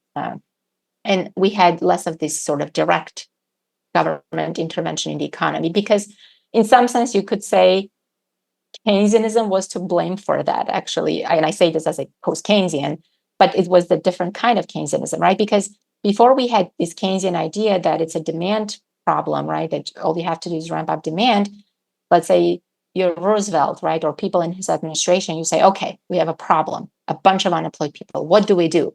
Well, the logical thing isn't let's just spend. The logical thing is let's put them to work directly, right? So in a way, if you don't have that theoretical framework, you say, well, what do? We just put them to work. And then you say, well, what do we need, right? We need to build a dam here. We need to build a school here, right? And you sort of say, okay, here are the needs, here are the people, and we can put the two together and build things. But during World War II, we kind of said, well, it doesn't have to be that way. We can sort of let the private sector determine completely, more or less, how resources will be allocated, right? Schools will be built, well, not schools, but this will be built and that will be built or not, right? And then instead, we just sort of manage the economy around the edges, right? With stimulus checks and tax cuts, which is less invasive. And the Keynesian theory shows you that you can actually do it, right? Maybe not very well, but it's doable. It's sort of to a satisfactory degree, right? While the job guarantee sort of goes back to that pre-Keynesian, like New Deal kind of way of doing fiscal policy, right? What does the community need? And do we have people who are unemployed? Let's put the two together. And once you start from that, you say, well, the community doesn't just need a bridge. They also need arts and entertainment, right? And then that can lead to different kinds of jobs and Hey folks, quick interruption. I really need you to come over and consider checking out our Patreon page at patreon.com/demystifysci. This podcast is entirely made possible by listeners like you, and if you can shave off the tiniest piece of your paycheck, it will add up to us being able to put more and more of our attention towards making this show the most powerful version of itself. I do want to ask about the endless wars thing, but I do want to work towards understanding your particular opinion, but more just your own research, because you talked about how you weren't fully on board with the MMT program when we spoke earlier. Oh no, I am fully on board. Yeah, you are fully on board. I don't think that you said that you weren't fully on board. I think that what you said was that you have, because you're second generation MMT, you have the ability to look at the ideas that were established by the first generation and tweak them in a way that's less invested than perhaps the originators are. That's right. Right. And I think that's basically what's been hopefully coming across, right? Because I try to bring in the historical perspective, as I think somebody like Randall Wray always tries to do that as well in his analysis, and some interdisciplinary perspectives as well, right? I think somebody like David Graeber, or anthropologists in general, and so on. And I think a lot of times MMT is reduced to some simplified version, just partly because that's the way you're trying to get people to understand, right? But at the same time, it can then be misinterpreted. And I think even within MMT, right, there are some people who would say, well, all you need is the government to just spend, spend, spend, right? When others will say, well, no, it's not just spend, spend, spend. It's also depends on what you're spending on, right? Um, and you know, those kinds of things. Just because you can spend doesn't mean you should just spend on anything, right? And if you just say, well, spend, spend, spend, or print money and spend, that I think that does not work well once you get to the level of policy, even though it might work well if you're trying to just explain what MMT is, how money works, and how the government can try to improve the economic performance of the economy, and so on and so forth. So there is sort of a simplified version of MMT that's often out there for public consumption, but I think it's a lot more complex, right? And there is a lot more sort of richer economic traditions that MMT sort of built on, like Post-Keynesianism, Hyman Minsky, who was a post-Keynesian as well, and studied financial crisis and so on and so forth. And then the historical literature, right? Like, so for example, there isn't just one money, there is many monies. We talked about bank money, for example, and so on, right? And if you just say, well, it's only the government, that's not really how the actual system works or has worked historically, right? That banks were also there probably from the very beginning, perhaps even sooner than we had any sort of authority, right, that could impose and collect taxes, right? This credit relationship that has existed between people. I don't know, maybe the hunter-gatherers did it, right? I'll lend you my tools and I'll get something back or something like that.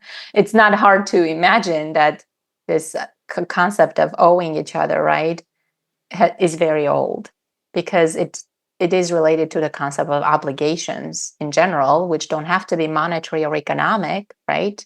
Sense of obligation towards one's peers, the parents, community, and so on and so forth, right? And from that to go to the concept of debt is really not that far. I mean, historically it was probably far, but conceptually they are related concepts, right? And so it seems to have to do with the anthropological concept of behavioral modernity in humans, like the development of a sense of future, right? That there is a reliable future that's coming, and we can depend on it and build our actions as a result of this bizarre abstraction that we seem to do in a way that most other animals don't do, which is we really make these long-term plans and we believe in them as if they're as real as the present.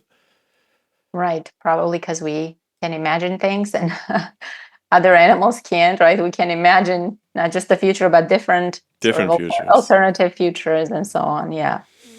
So historically, we were talking about the U.S. in the United States post-war. We're investing.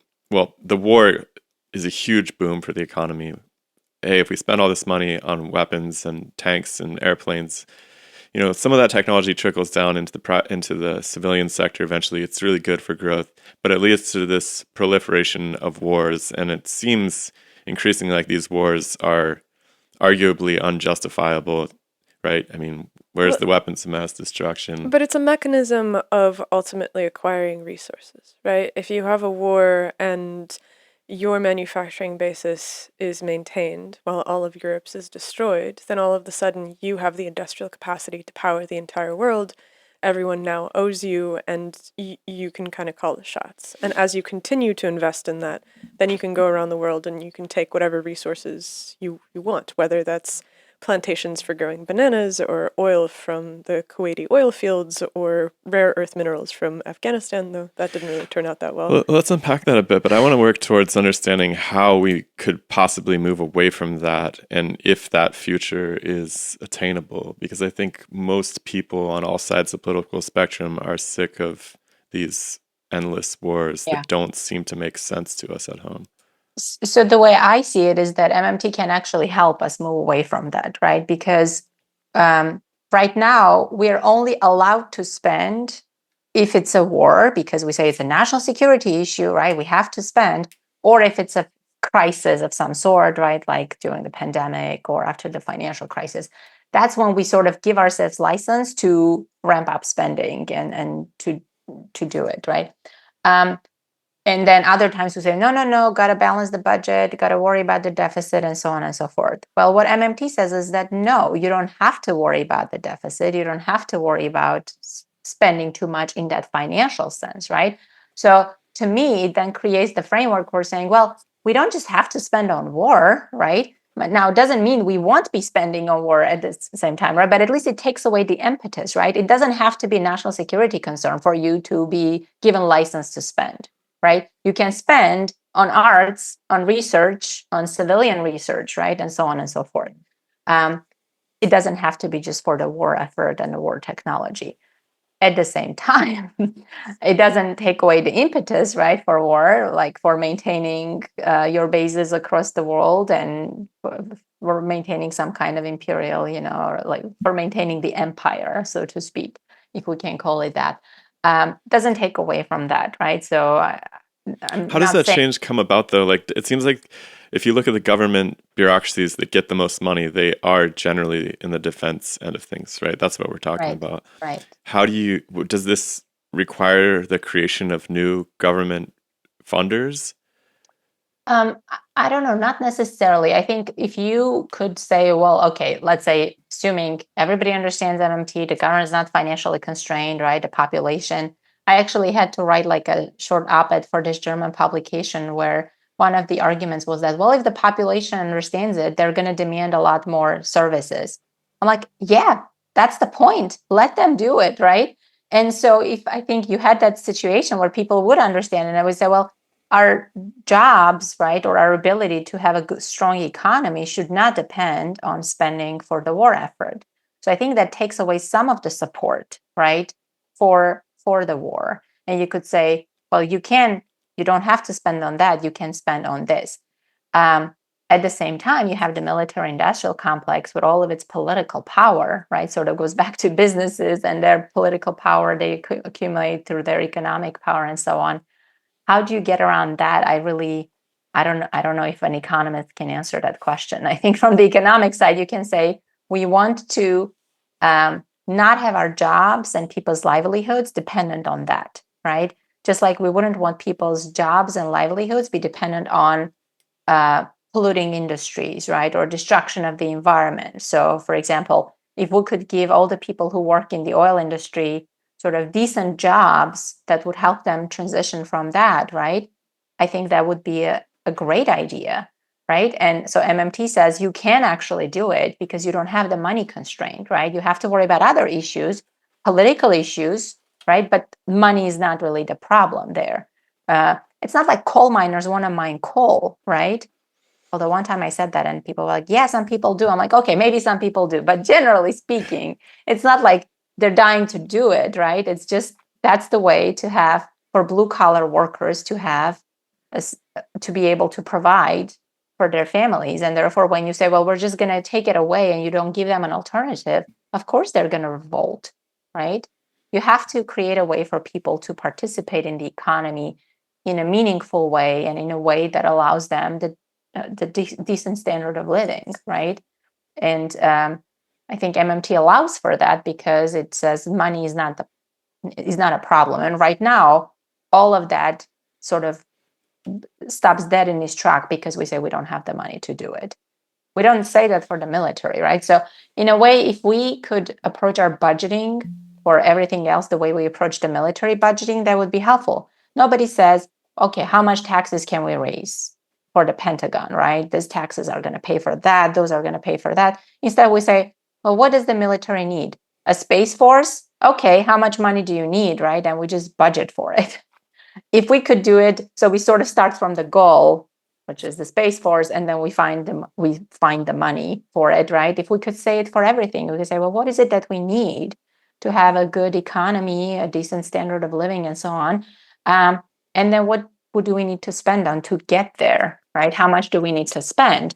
And that then raises the important question of, do we have the resources to do it? So one of the papers that I wrote with Randy Ray was about the Green New Deal.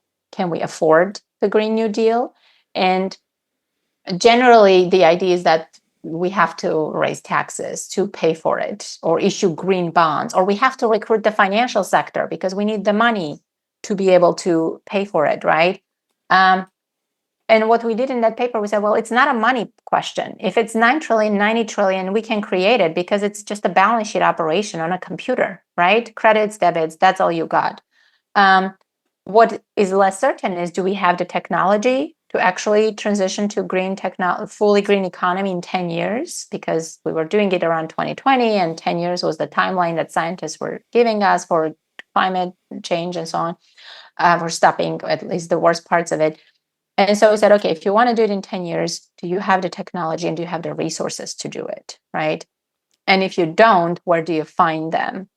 And when we say finding resources, right, it doesn't necessarily mean finding new workers, right, or finding new materials and so on. It could also mean using less for other purposes. And one of the purposes for which we can use less is medical care, right? Well, not the care itself, but our whole healthcare system, where we spend about 1/5 of our economy, so it's 17, 18% of GDP goes towards the healthcare industry, right? But not all of it goes towards care. Some of it just goes to the health insurance industry. Some of it goes to all the billing departments in every hospital and doctor's office and so on. That's a waste of resources if you think about it, right? All these people could be doing something else.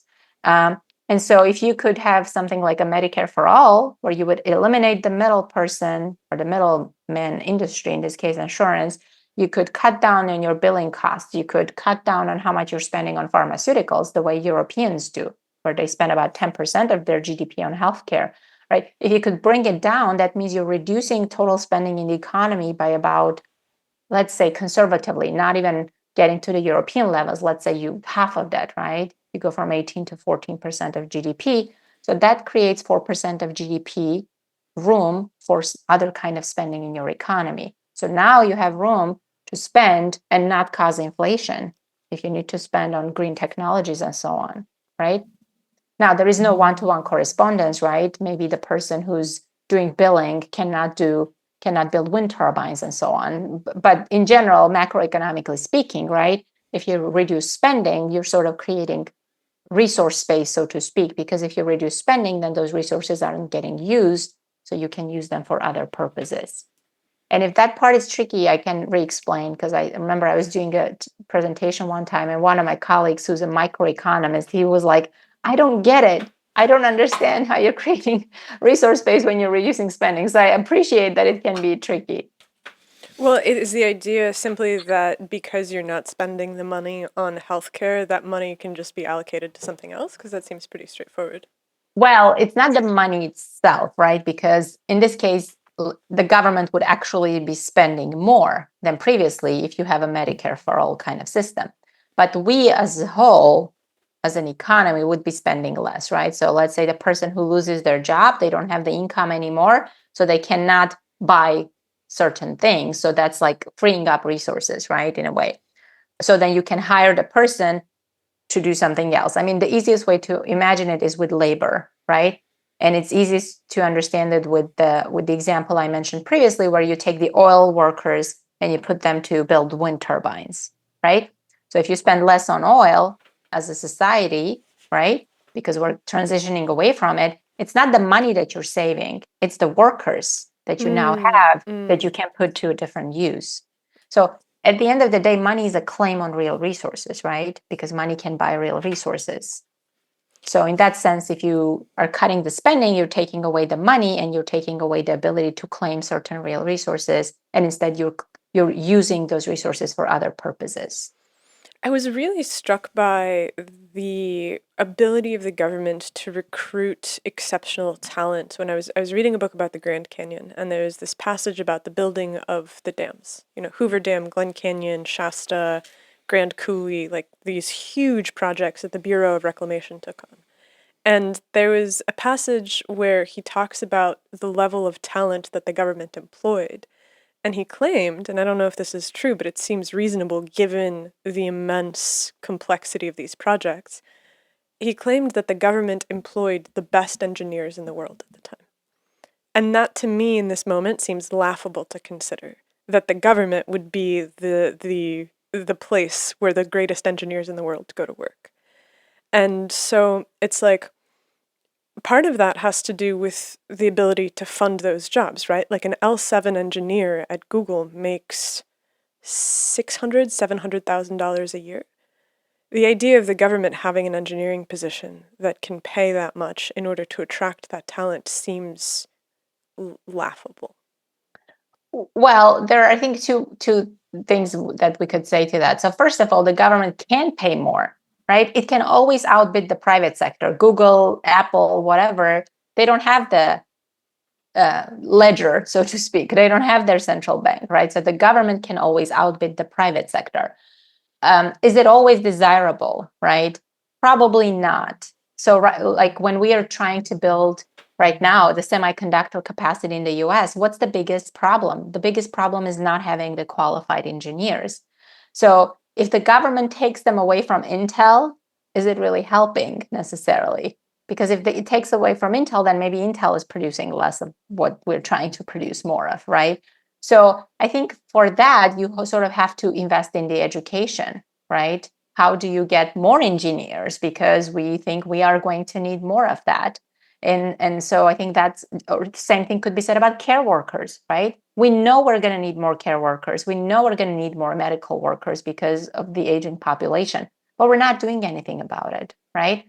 We could fund people who want to go to medical school, right? We could make public education very affordable or free and so on. So then people could actually say, well, I'm fine with working for the government, even if I'm making maybe a little bit less than I would at Google, right? Because I don't have this huge student loans to pay.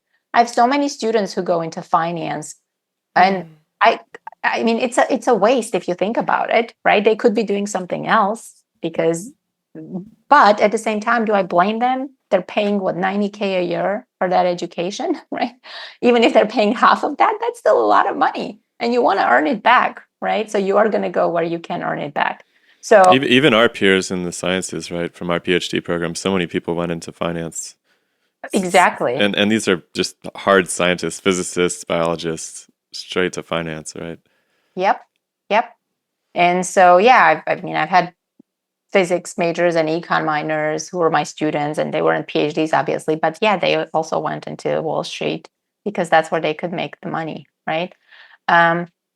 There's like a little bit of discomfort that I think people have about the idea that the government would be deciding centrally what sorts of industries to support and molding the economy in this way. Because I think that as a whole, I would say that the United States has always been on the side of trying to maintain as small of a government as possible.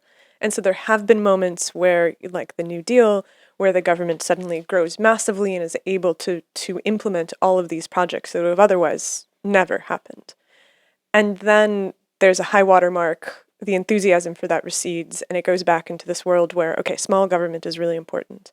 And so I think that when we talk about MMT and it's the central idea is kind of that the government would be choosing what industries to allocate this money in and directing the economy from that standpoint. It makes people very uncomfortable because the other version of a centrally planned economy that everybody's familiar with is obviously the Soviet one.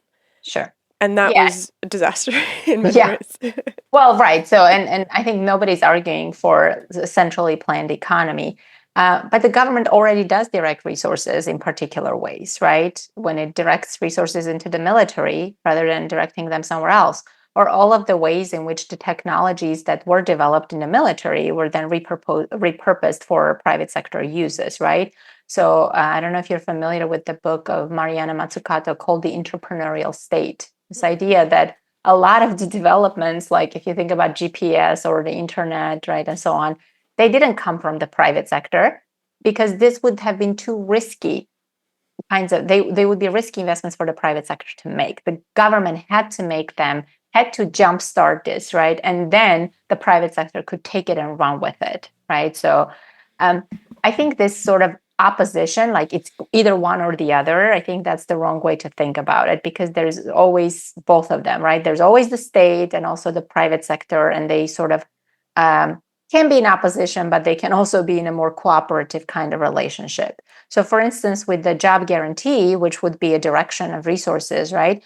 The idea is not that the federal government would decide what projects are going to be done, but rather you would leave it to the state and local governments, maybe the nonprofits, right? The local community that knows what they need, right? Because how does the government need what? How does the federal government know what is needed in Lancaster, PA, right? But if you ask people in Lancaster, PA, what does the community need? I think you would get a better sense of that. So the money comes from the government, but the allocation of it sort of happens in a more decentralized way. But if we're talking about things like climate change, or if in developing countries, right, if we talk about development, right, there hasn't been a country that has developed without major state intervention. Not a single one. I mean, look at China, right? It wouldn't have developed without major state intervention. Look at Germany, right? Or look at the United States, right? We have our modern economy today largely because of the New Deal. And then later with the World War II, all of the spending that happened with the government. Without that, we were a backward economy, right? Before the New Deal. And who knows where we would go if we had continued without the New Deal and all of the public investments that were made, right? So there is, I think, even within sort of the left, there is this problem, right? Because on the one hand, you know that the government has to be part of the economy if you want it to work for more than just a few. It's necessary. On the other hand, the government is also the entity that does the wars, the spying, and all of this national security problem, like, the national security state. So I think it's a conflict, and I don't really know how to reconcile it because I am conflicted in that. I have an idea. Well, right? What's your idea, Dylan? I was just thinking about this. Like you mentioned the Space Force earlier, but it seems to me like the problem with dismantling the military-industrial complex is that it's very similar to the coal workers who are like, this is what we do. We dig coal. And I'm like, we know that there is whole global scale GDP's worth of mineral resources in space. Like we know that there's a frontier out there. We know that the same technologies, or at least the same engineering minds and the same people could be easily tasked with, for lack of a better word, colonizing space, that as opposed to colonizing, the third world or whatever the heck they're doing right now in these endless wars. I wonder if there's a transition possible towards outward colonization versus inward colonization. Where you're like, you take the impulse that seems to be inherent to human nature of just going out and taking stuff. Yeah, it's like you guys like to build missiles right now. How about you build rockets instead? I don't know. I mean, I think that They are. They are. How about we just put them all in the rockets and ship them to where they want to go? I think that's the plan. I think that's the plan, a colony on Mars. I mean, I think that there is something there to be said, which is that we have a real difficulty in thinking about spending on things that don't have an immediate material return. Where, the Bureau of Reclamation, when they were building the dams, they were like, well, we're going to build the dams and they're going to generate electricity and we're going to sell the electricity. And because we sell it, that's going to cover the expense of the dams. It's going to allow for all this industry to develop. It was instrumental in being able to build the Navy fleet that we had during World War II because the reason that it was in Portland was because they had the basically free electricity that was coming off the dams. And so it's like, okay, great. There's a very direct line between we're going to spend money on this, we're going to make money off of it, and that way we can do it. But when you start talking about spending money on services, that's where people start to freak out because they're like, well, we're never going to recoup that. That's just a black hole that we're going to keep pouring money into.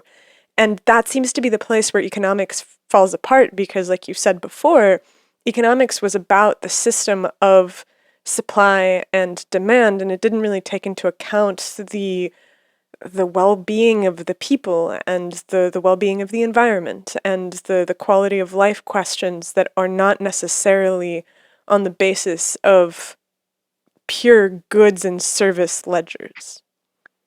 Well, I think it does require some reconceptualization of what is an economy for and what is the good life, so to speak, right? Like, is it just about the material life or is it about other things as well? So it's I think once you understand MMT, you could say, well, yes, we could spend on services, right? And it doesn't take away, it's not a zero-sum game. It's not either or. We could spend on this and we could spend on that as long as we have the resources needed to do that, right? And if we don't, then what do we do? What do we do about the resources? And and I'm not an advocate for endless growth either, right? That's not ideally that's not what I want. Although I would say we do need to still grow to increase the standard of living of other people in other parts of the world, because we've got ours, right? And we're telling them you can't Somewhat. I get mean, yours anymore in some like, sense, right? and I mean, I think that there's a lot of like terribly, terribly poor places in the United States too, like Of economically course. depressed regions, and so Yes. my family all lives in the Bay Area, and they're all tech workers, and so I feel like I have this really warped perspective of what security in America looks like, because there's 5 of us here in this country and everybody's doing really well, and then you travel anywhere else and you realize that it's the You don't have to cliff. travel anywhere else. You go to the Bay Area. I mean, there's tons of poverty there. It's kind of Yeah, there's it's just rough. this like terrible meshing of worlds that no one really knows how to deal with, and it's like it's obviously worse in other places, but there is this massive disparity even here where we haven't figured out how to account for the massive issues. Well, I don't know if we haven't figured out or we've forgotten in a way, right? Yeah, because income inequality wasn't as bad in the 50s and 60s and 70s. It's just been getting worse and worse and worse, right? Um, and it's not like we don't know how to solve the problems. Clearly, we do. And I think one of the lessons that we learned during COVID was not just that the government can spend all this massive amount of money, like 5 trillion, right? What, 20, 25% of our GDP, they appropriated it in 1 year, right? While after the financial crisis, it was a meager 800 billion. And we said, Obama said, we're out of money, we cannot spend anymore. And that was the end of it. So that's one lesson, right? But the other important lesson is that the government, with its financing, can jumpstart important things. Like, I mean, we developed the vaccine so quickly, right? The medications and so on and so forth, all because there was a lot of money put into it. And then that begs the question, if we were funding research in other areas to the same extent, what else could we do, right? What other breakthroughs could we have, right? Could we have cured cancer, right? And so on, if we weren't so stingy with how much money we're spending on those things. So I think there was like a big disservice done though, because all that money went to like these massive corporations, as opposed like people were just losing their mom and pop shops right and left. I think like 70% of the private restaurants in LA closed during I mean, it was just a disaster for people on the street. Right. And meanwhile, people look at this government spending and they're like, well, what the heck? Like, that's not going to people I know. Right. We all got the little bit of stimulus checks, or at least some people got the stimulus checks, right? And then you look at how much corporations got, even like businesses which would qualify as small but are not necessarily small, right? They got a lot of money from the government. And so that sort of points to another problem, which is just because the government spending doesn't mean it's good, right? What you're spending it on is very important. And part of the problem here is that we don't have an infrastructure for fiscal policy that we've built. So when push comes to shove, we just panic and we're like, all we need is for money to go out. Money has to go out, money has to go out. It doesn't matter where it's going, sort of, right? While if you had a job guarantee kind of program, right, which I mean, obviously would be difficult during the pandemic, so it would have to be tweaked around in a way that could be doable. But if you had that kind of infrastructure for fiscal policy put in place, where you know that in an emergency, like an emergency plan, this is what we do in an emergency. And we sort of go into this crisis without an emergency plan for the economy. And so we just wing it every time, right? And so when I said that, yes, policymakers are Keynesians, I should say they are the reluctant Keynesians, right? They're only Keynesians in these difficult times, when in reality, we should say, okay, what do we do? What are some of the things we have to put in place? Like we have an unemployment benefits program, right? Or the nutritional assistance and so on. These are the kinds of things that, okay, with a push of a button, you can get them going, even though we had so much problems with how outdated. The unemployment benefit systems were like the computer networks and so on and so forth, right? Which is, again, like, why haven't we been investing in that? So if we had a major crisis, we could quickly do it, and we could eliminate the fraudulent, claims that had happened and all of that stuff. So it's very important to put fiscal policy infrastructure in place so that you don't say, well, anything goes because it's a crisis. Because when anything goes, then you have the businesses lobbying and getting all the money, right? And you say, well, we have to do it because it's a crisis and there is no alternative. So you have to put the alternative in place. Who is in the position to do that? Where does that come from? Well, it would have to be the government. I would say the federal and local governments working together, and partly because we have this weird way of doing fiscal policy, right? Like, yes, the federal government provides the unemployment benefit funding to some extent, but then the states have to distribute it and so on and so forth, right? So I think we've massively underinvested in that kind of infrastructure in the United States, right? Like, if you're an unemployed person or you're somebody trying to access any kind of government assistance, good luck, like calling and getting somebody to talk to, right? Like, it's very difficult. It's made difficult, maybe on purpose, to get the assistance from the government. We absolutely have to change that. And so again, the funding has to always come. That's like the only condition. The funding has to come from the federal government. After that, the rest sort of depends on, what's the best way to design the system, right? There's a lot. Oh, go ahead. I just want to say we experienced that firsthand because we, like so many other people, lost our jobs right at the beginning of the pandemic. And I remember actually having to download an auto dialer for my phone so that I could call whatever government service it was that you needed to call. Do you remember that? I do remember that, but I don't remember what it was for. I think it was just for that, $600 a month service. Oh, yeah. It's like pandemic emergency Yeah, they had, because we were working part-time gigs. We were substitute teaching. I was working as an outdoor guide. It was like right after grad school. So, and both of us had fully abandoned the hopes or not even the hopes, but the desire to go into the academic system. And so we were like, okay, we're going to take a few years and figure out what this looks like. And then the pandemic happens, and we're just like, oh no, this is why people have real jobs. But yeah, it was just wild how ill-equipped this infrastructure was for handling that. That I just remember having, like, I just had an earpiece in my ear, and I'd just go about my business, and it would just be calling, ringing. And I think actually maybe like midway through the second day of this, I finally got an operator on the phone, and it was fine after that. But it was just insane. I felt like the Soviet Union or something. Oh, yeah. I had to help a friend who lost her job, and she was trying to file for unemployment, and she didn't know how to navigate the system. So I had to help her out. And yeah, you would like, so she would ask me to, like, okay, how do I say this, and help her with the English and send the email. And then she would wait for like a week, maybe two, and then would get a response, which wasn't really answering the question. And then it was another email and another email, or like that, like calling and waiting in line for a very long time. Yeah. So those are the kinds of things, right? It's like, I think that's one thing we do very well here in the United States. We underfund the government and we make it like not work. And then we say, well, see, it's not working. And then you say, well, and then people don't have the buy-in. They're like, yeah, anything that's government related, they think of it as inefficient, when in reality it doesn't have to be that way, right? It's only inefficient because we say we don't have the money, we cannot pay for it, we cannot hire the good engineers and the good specialists and so on and so forth, all because of the scarce money mentality. So there is something that's really weird that happened in 1971 where we fully severed our connection to the gold standard. And you can look at all these charts of economic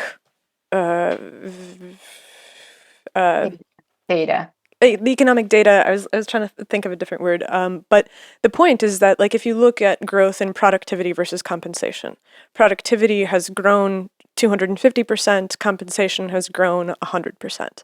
There's actually there's a website that clearly is deeply in favor of reinstating the gold standard called What Happened in 1971. I don't know if you've ever looked through it. It's just hundreds of charts where they're looking at all of these indicators and pointing to the fact that in 1971, real GDP continues to grow, but weekly earnings basically hit their 1971 point and continue flat. Housing prices go crazy. Just basically, currency crashes become more frequent. there's, let's see, income inequality also started to rise sharply in 1971. And people pin this to the abandonment of the gold standard, where it's the sudden disconnect between a relationship to, okay, I have something in the bank that's real and that's backing the money, and now we're going to spend without having to think about that quite so much. And that's caused all of these disasters. What do you make of that? So, I mean, I don't understand what the logic is, though. Like, if you think about the wages, right? What does that have to do with the gold standard, for example? Like, why would that would that have any difference? What actually abandoning the gold standard did is allow us to have this flexible monetary system where we don't have to worry about financially how much we're spending. We just have to look at the real resource side of the economy, right? Again, doesn't mean you spend unlimited amounts, right? But gold is not what limits your spending, right? While before that, it was gold that would limit how much we spend, because if we spend too much, right, that money could come back to the US, to the government asking for gold, and at some point you would run out of gold, right? In some sense, you could see the Great Depression as a problem of the gold standard system. It was a culmination of the disaster that was the gold standard system. And so it freed up the government. The problem is that it's also the time when we see the rise of the supply side economics, right? And the cutting of governments and so on and so forth. And so it's not the gold standard that's the problem. The problem is how we have been misusing the freedom that abandoning the gold standard has given us, which has given us the freedom to control our monetary system. We don't have to, tie it to gold, but we haven't been using it in the correct way, right? And so we have allowed the industrial Midwest to be gutted out, right? It didn't have to go that way. And oftentimes people see that as an outsourcing problem, right?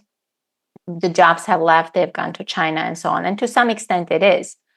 But you could also see it as a technology problem. A lot of those jobs haven't just left for China, they have also disappeared, and they are now disappearing in China as well because of technological improvements.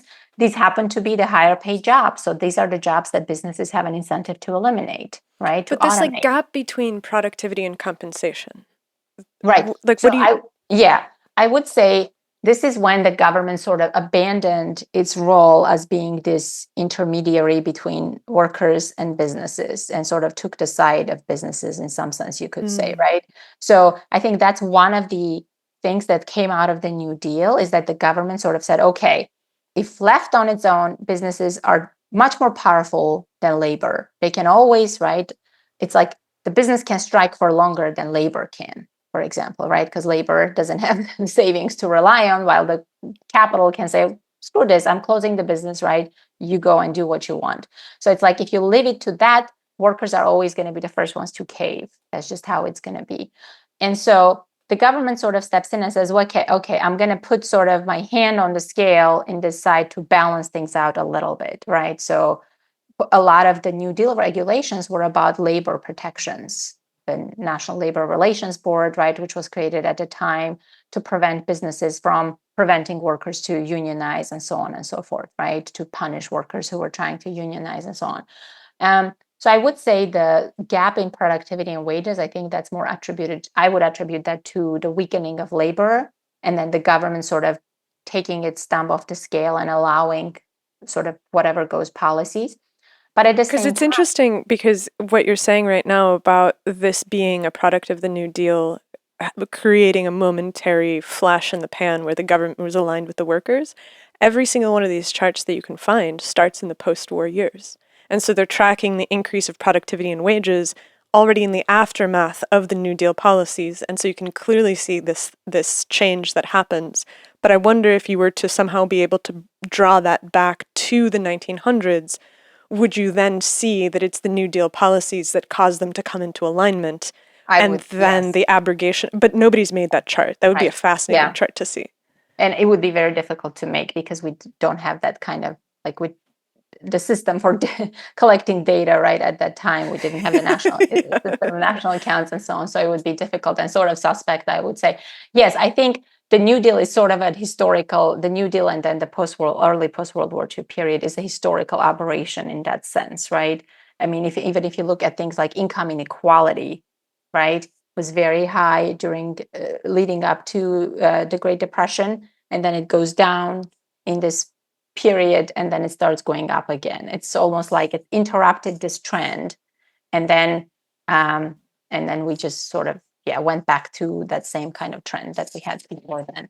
Now, it doesn't mean so. I don't want to say that the government completely took the side of labor, right? But the government at least tried to be this intermediary and say, okay, you can't always have your way to businesses, right? That you also have to do these things, and so on and so forth. And so I think that's an important thing. So that's why a lot of times people talk about the Reagan administration breaking the air traffic controller strike as a watershed moment for US workers, not because of that particular strike and the particular workers that were involved, but it sort of gave license to the private sector employers to do the same, to say, yes, it's okay to break the strike in whatever way you see fit. Okay, I think that was important. And so that's one thing, but we've also had monetary and fiscal policy. So sort of macroeconomically speaking, there are all these political economy factors and so on, right?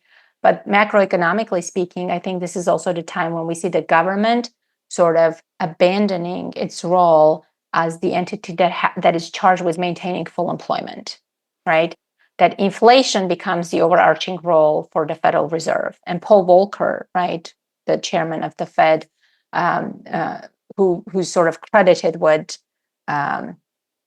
changing how the Fed works and breaking the back of inflation of the 1970s. And they broke the back of inflation by creating 2 recessions back to back and causing major problems for workers in the United States, right? Sort of disciplining workers, right? That if you don't tame your wage demands, this is what's going to happen. You're just not going to have the jobs anymore. In some sense, I think that was the signal that was sent at the time.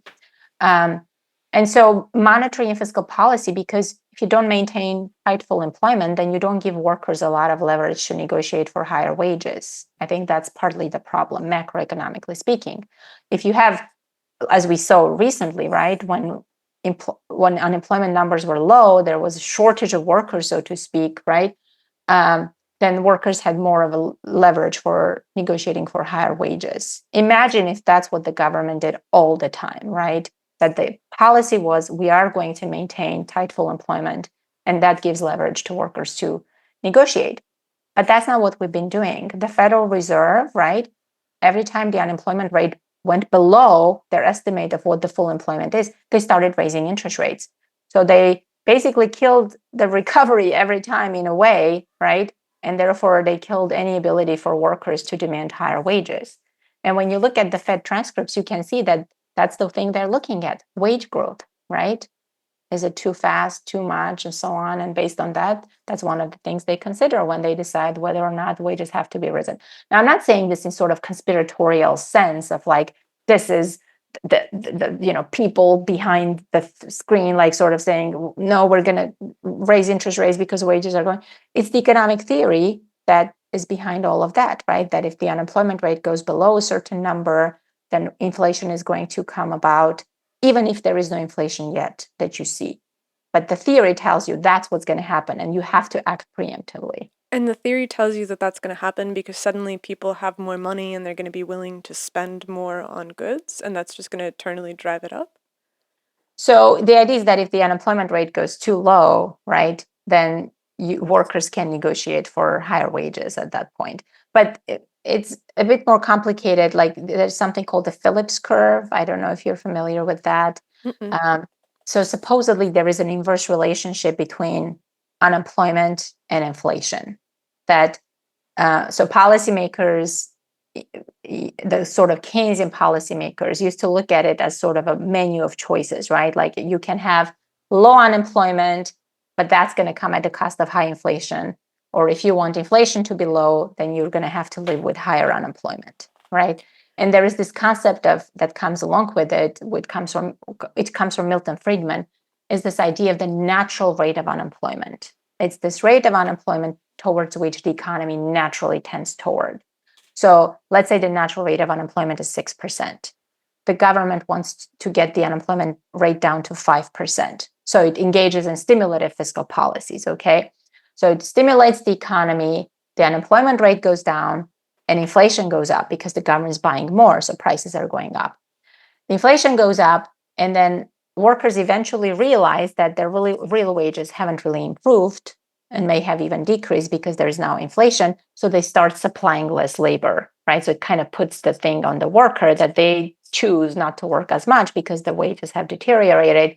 So that means the unemployment rate sort of goes back to that natural rate where it used to be. And then you try it again. You try to lower it below the natural rate with stimulative fiscal policy. Temporarily, the unemployment rate goes down, the inflation goes up, and then you go back to that old unemployment rate, but the inflation doesn't go back down anymore, right? It sort of keeps going higher and higher. It's this sort of acceleration as the inflation hypothesis. And so you shouldn't try to do it, right? You shouldn't, two things there, that you shouldn't try to lower the unemployment rate below this natural rate. And second thing is that once you hit that natural rate or once you go below it, right, then you know inflation is going to pick up, even if you don't have inflation, right? That's the prediction of the theory. So then that's why when the Fed says the natural rate of unemployment, or they call it the non-accelerating inflation rate of unemployment, when they say it's 5%, it means if the actual unemployment rate goes below that, it's time for the Fed to act, to raise interest rates preemptively to prevent inflation from taking root. Because if they don't, then inflation takes root and it keeps going up and up and up. That doesn't seem to have held, right? Because inflation since the 1970s is kind of harrowing. If you look at, I think that it's 10x since 1970s, like a dollar in 1970 is worth $10 today. So it has been going, well, the inflation rate itself has been going down, right? So, it's not 10%, it's 2% or 3. Right now it's 3% or something like that, right?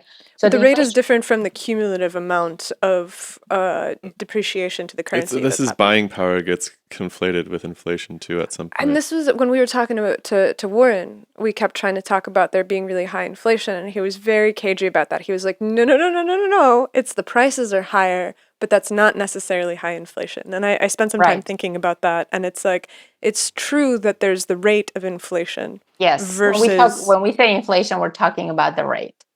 So you're measuring the cost of the market basket of goods over time, and you're taking more or less the rate of change in that, right? Mm-hmm. So if the market basket cost $100 last year and it's $110 this year, for more, I'm simplifying, then you had 10% inflation, right?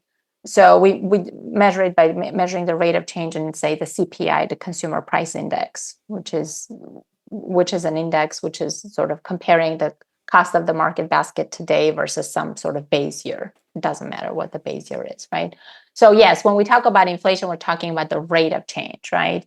And in general, it's not good if you have zero inflation, or if you have deflation. That's even worse than inflation, right? Look at Japan. It's been in this sort of deflationary period for decades now, right? 3 decades. I have a really stupid question to ask about Japan. I've heard that Japan has set interest rates so low that they can be negative. Does that mean that they pay people to take money? Is that what a negative interest rate means for a loan? So it depends what they mean. If they mean nominal interest rates, right? So it doesn't mean the interest rate that people are charged. It's about the interbank rate. I see. So it's like penalizing banks for having balances at the central bank. Could be something like that. So it's not about, you and I paying negative rates. No, that's not going to happen. I was like, so they pay people to take loans? Yeah. Okay. Well, it could be that, or people could also, when they talk about negative rates, they may talk about real interest rates. So if nominal rates are low and you have some inflation, then the real interest rates are negative. Although the real interest rate is a construct of economists. It's not a real thing that exists in the real world. How handy that they named it real interest rates. Yeah. It's funny that economists like to talk about real variables for everything except for the things that matter. Like we talk about real wages. Who talks about, you don't negotiate over your real wages, right?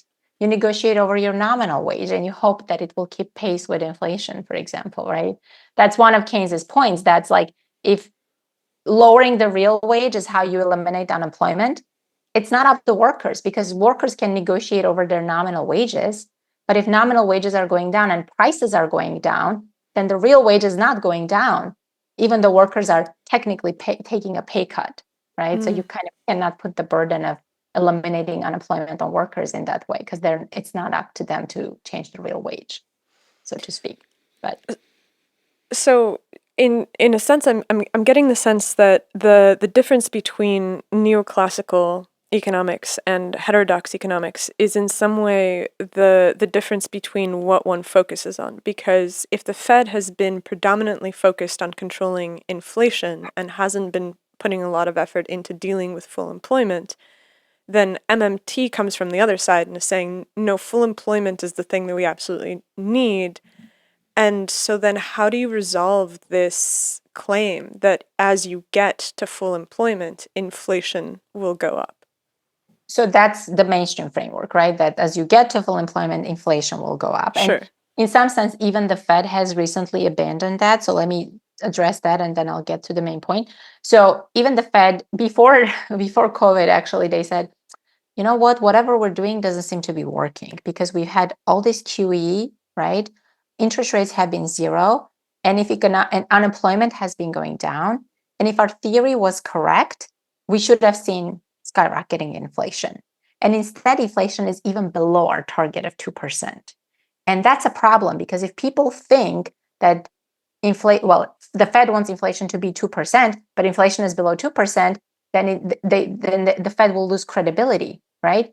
Because when you say you can control inflation, it's not only lowering it, you should also be able to raise it, right? Because that's what controlling inflation means. So if you're saying, I'm the central bank, I can control inflation, but you can't raise it, then people will stop believing that you can. And that's a problem for them, because people believing that they can is a part of their policy framework, which is a whole nother story. But so they abandoned it, and they said, you know what, we're not going to preemptively raise interest rates anymore, just because the unemployment rate is low, because this Phillips curve relationship that we're relying on is very weak. The curve has flattened, and so on and so forth, right? So even they abandoned it. I don't know what they're going to do now, because they sort of had to go back on all of that and raise interest rates and so on. So we'll see. I think that sort of is still up in the air. But the initial point is correct, that Keynesians in general focus on full employment, right? They say full employment should be goal of policy, because employment is very important, because unemployment brings a lot of negative social consequences with it, right? That in the kind of capitalist economy where you get access to livelihood through employment is very important, right? At the same time, they don't put a lot of faith in the central bank. The central bank can't really do much for unemployment, because their only tool is the interest rate. The central bank was not created to stabilize the macroeconomy, full employment, inflation. It was created to stabilize the financial system. That's what they can do. That's what they should focus on, right? This lender of last resort that we were talking about earlier. The other thing they can do is set interest rates low and not touch them, right? And just sort of not manipulate them. Set them low and just forget about them. It doesn't have to be zero, although it can be zero. So that was Keynes' idea too. You don't want people to make money by just having money, right? Buying bonds and just living off of that. That's the rentier class that he says we need to euthanize, not physically, but through low interest rates, right? So you lower interest rates and you eliminate this class of people who just live off of interest income, so to speak. And you also make it easier, cheaper to borrow for investment, right? So entrepreneurs who want to borrow, it's cheaper to borrow, and so on and so forth. So that's one thing. So the preferred policy for most MMTers would be the Fed setting interest rates low and just not forget about it, right? You don't want interest rates to be sort of a negative factor on employment, because when interest rates are high, employment is likely to suffer. The focus should be on fiscal policy. If the goal is to manage aggregate demand, total spending in the economy, you do it with spending and taxation, preferably through something directly like the job guarantee kind of programs, right? That's not the only thing you can do. You can also spend just generally on public infrastructure, right? Whether it's social or actual infrastructure, right? Services and so on and so forth. Sort of fund the public sector, which we have been underfunding. So fiscal policy should be really charged with macroeconomic stabilization, unemployment, inflation, and monetary policy should really just be charged with financial stability. That should be the appropriate sort of separation there. And did I answer your question, or did I forget? No, you did. I think Yeah. that the next question that comes for me out of that is that, okay, so the Fed's job was to manage inflation. They had this Phillips curve relationship that they believed was an accurate representation of how it worked. They lowered interest rates, unemployment was low, inflation didn't start going up, so we've realized that, okay, that wasn't really a viable relationship. Maybe it was at some point in the past, because Right. clearly it was constructed off of some kind of data, Right. but so, That's okay, right. things have changed. How does MMT deal with inflation then? Does it? So the job guarantee is supposed to be the way that you deal with inflation, because it acts like sort of a buffer stock, right?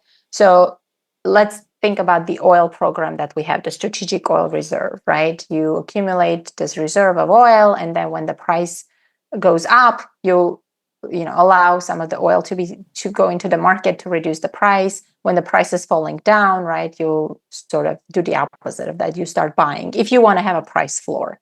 That is, maybe you don't. Maybe you are okay with the price falling as low as it goes, right?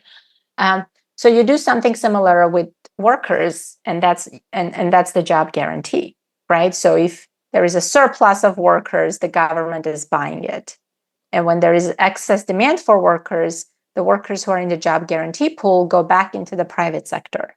So it's like the government is selling the product, and that way you're stabilizing the wage, right? And you are creating sort of a minimum wage, because we do have a minimum wage right now. But if you're unemployed, the minimum wage is zero, or whatever government support you can get. So it's really not binding, the minimum wage. With the job guarantee, you do actually establish a floor under that, because there is now an actual minimum wage that anybody can earn, right, through the job guarantee program. At the same time, you are sort of doing what the Fed is doing, but you are doing it by keeping workers employed. Because what the Fed is doing is what MMTers call an unemployed buffer stock approach, right?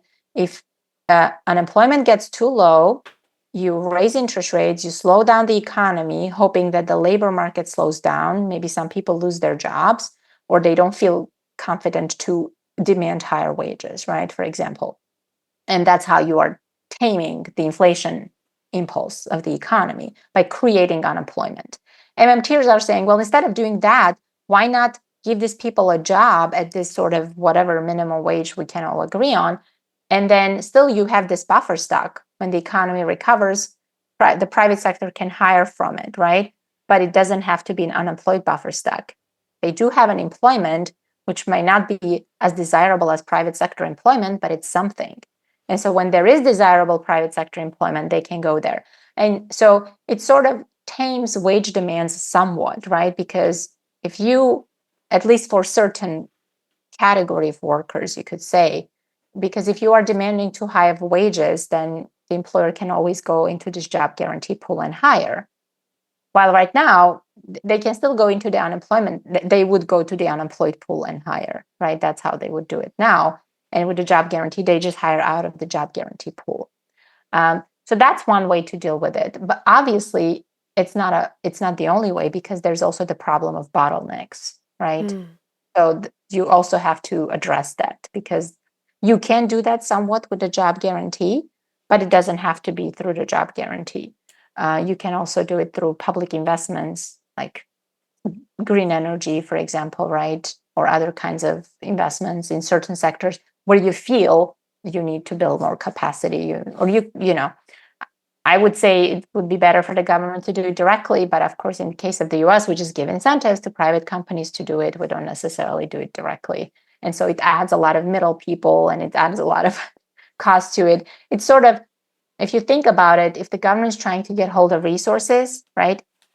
If it buys it directly, it can get a lot more for the same amount of money. But if it's buying indirectly, everyone is adding their cost to it, like an overhead and an overhead and an overhead. So we sort of end up getting less real resources for the same amount of money in the US, which is a problem. In European countries, it's somewhat different. It doesn't always go through the private sector in some sense. Like in the US, it's almost like if the government has to spend money, somebody somewhere has to earn profit. There is like no or more like a bunch of entities end up earning a lot of profits, right? In the process, it doesn't have to be that way, but that's how it's done. Yeah. But did I address the inflation question, or did you have a follow-up there? I did have a follow-up, and it's the last one, I think. Is there a single definition of the source of inflation that everybody agrees on? There is no single type of inflation, right? So you can't always say inflation comes from this or comes from that. It can come from wages, right? That's how economists mostly think about it. They say, well, if workers demand higher wages, that's where it's going to come. Especially in service sectors where labor tends to be a bigger part of the cost of production, right? It can come from profits, right? Like the markups, as companies have been trying to maintain or even increase their markups during the pandemic. That can be a source of inflation. And so those would be the kinds of cost push inflation that economists often talk about.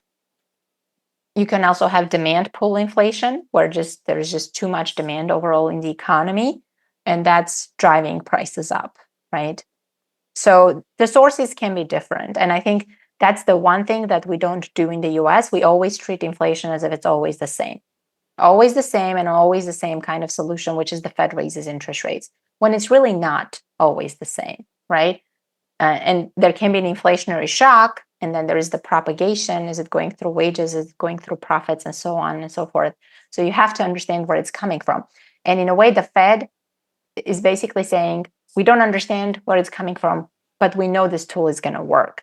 Even insiders from the Fed basically have been saying the Fed has no working theory of inflation, right? Like there was a Fed governor, I think, Daniel Tarullo, who wrote a paper basically said the Fed has no working theory of inflation after serving at the Fed for so long. And they don't, right? Because they don't try to understand where inflation is coming from. They just know that their theory tells them that the solution is to raise interest rates. And in some sense, you can't blame them because that's the only tool they got. So if everybody tells them you have to do something about inflation, and the only thing they have is interest rates, they're going to raise the interest rates. So I would say even inflation should not be the job of the Fed. It should be dealt with fiscal policy, right? So fiscal policy is more, if it's a demand problem, you can deal with it with fiscal policy, right? You lower spending, you raise taxes, for example, that kind of thing.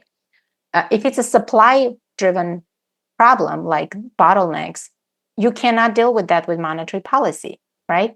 Like if you have a housing shortage, how does raising interest rates help? Raising interest rates does the opposite, right? It actually reduces how much we're building. So especially if it's supply-driven inflation, if there is any hope for any kind of policy, it would be from the fiscal side, right? Or fiscal and industrial policy, I would say. Yeah. So what would you have the Fed be doing?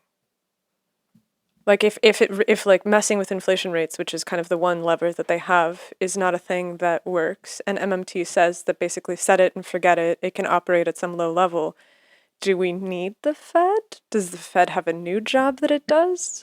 Well, we do need the Fed for financial stability, right? What the Fed should be doing is not focusing on inflation, even unemployment, right? What it should be focusing on, okay, the interest rate is one tool, but they also have the important tool, which is their lending and regulation, right? So instead of focusing on that, and that's what Hyman Minsky often wrote about, like the Fed has sort of taken its eye off the real price, which should be financial stability, right? Instead of focusing on that, they are sort of messing about with interest rates, messing around with the economy. Instead, they should be looking at the financial system, regulating it, right? Supervising it, making sure that risks don't arise, and when they do, that they are dealt with very quickly. So financial regulation and supervision and acting as a lender of last resort, that's what the Fed should be doing. And ultimately, that's what it was created for doing, right? If it's going to lend to the banks, then it should be able to regulate them and tell them what they can and cannot do. That's really sort of part and parcel of that. If it's going to lend and create moral hazard, then it has to manage that moral hazard, right? It shouldn't. So that's part of regulation is a part of that. But that's what the Fed should be doing. And as far as interest rate policy goes, just set it on autopilot and forget about it. I love that. Because I think a lot of you can see, sorry, the two goals are in conflict, right? Like when you mess with the interest rates, you're also creating financial instability, like we saw with the Silicon Valley Bank. The Silicon Valley Bank failed because of the Fed, because they had bought all of those government bonds when interest rates were low. And when interest rates go up, the low interest rate bonds lose value. Okay, because why would you buy the low interest bond if you can buy the high interest bond? So the low interest bonds will have to go down in price. Well, that's what happened. They went down in price, and the bank basically became insolvent once they recognized the losses from those interest rate changes. Yeah, I think it just, from a 30,000 foot view, people have this suspicion of the Fed because, all right, if we go all the way back to the beginning of the conversation, the creation of money and the idea that at the root of all this is some debit system and probably some form of banking. And then we flash forward to the modern era where the bankers, like banking is one of the most lucrative professions. And people are looking around and they're like, are these people actually contributing to a better like world for us, or is it just parasitic in the end?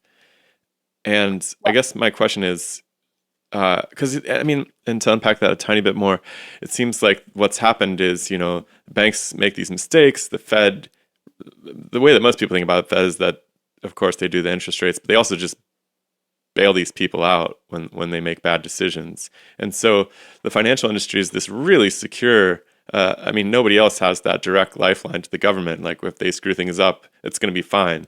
And so what's the way forward that doesn't just result in this ballooning parasitic class of transactional, skimmers?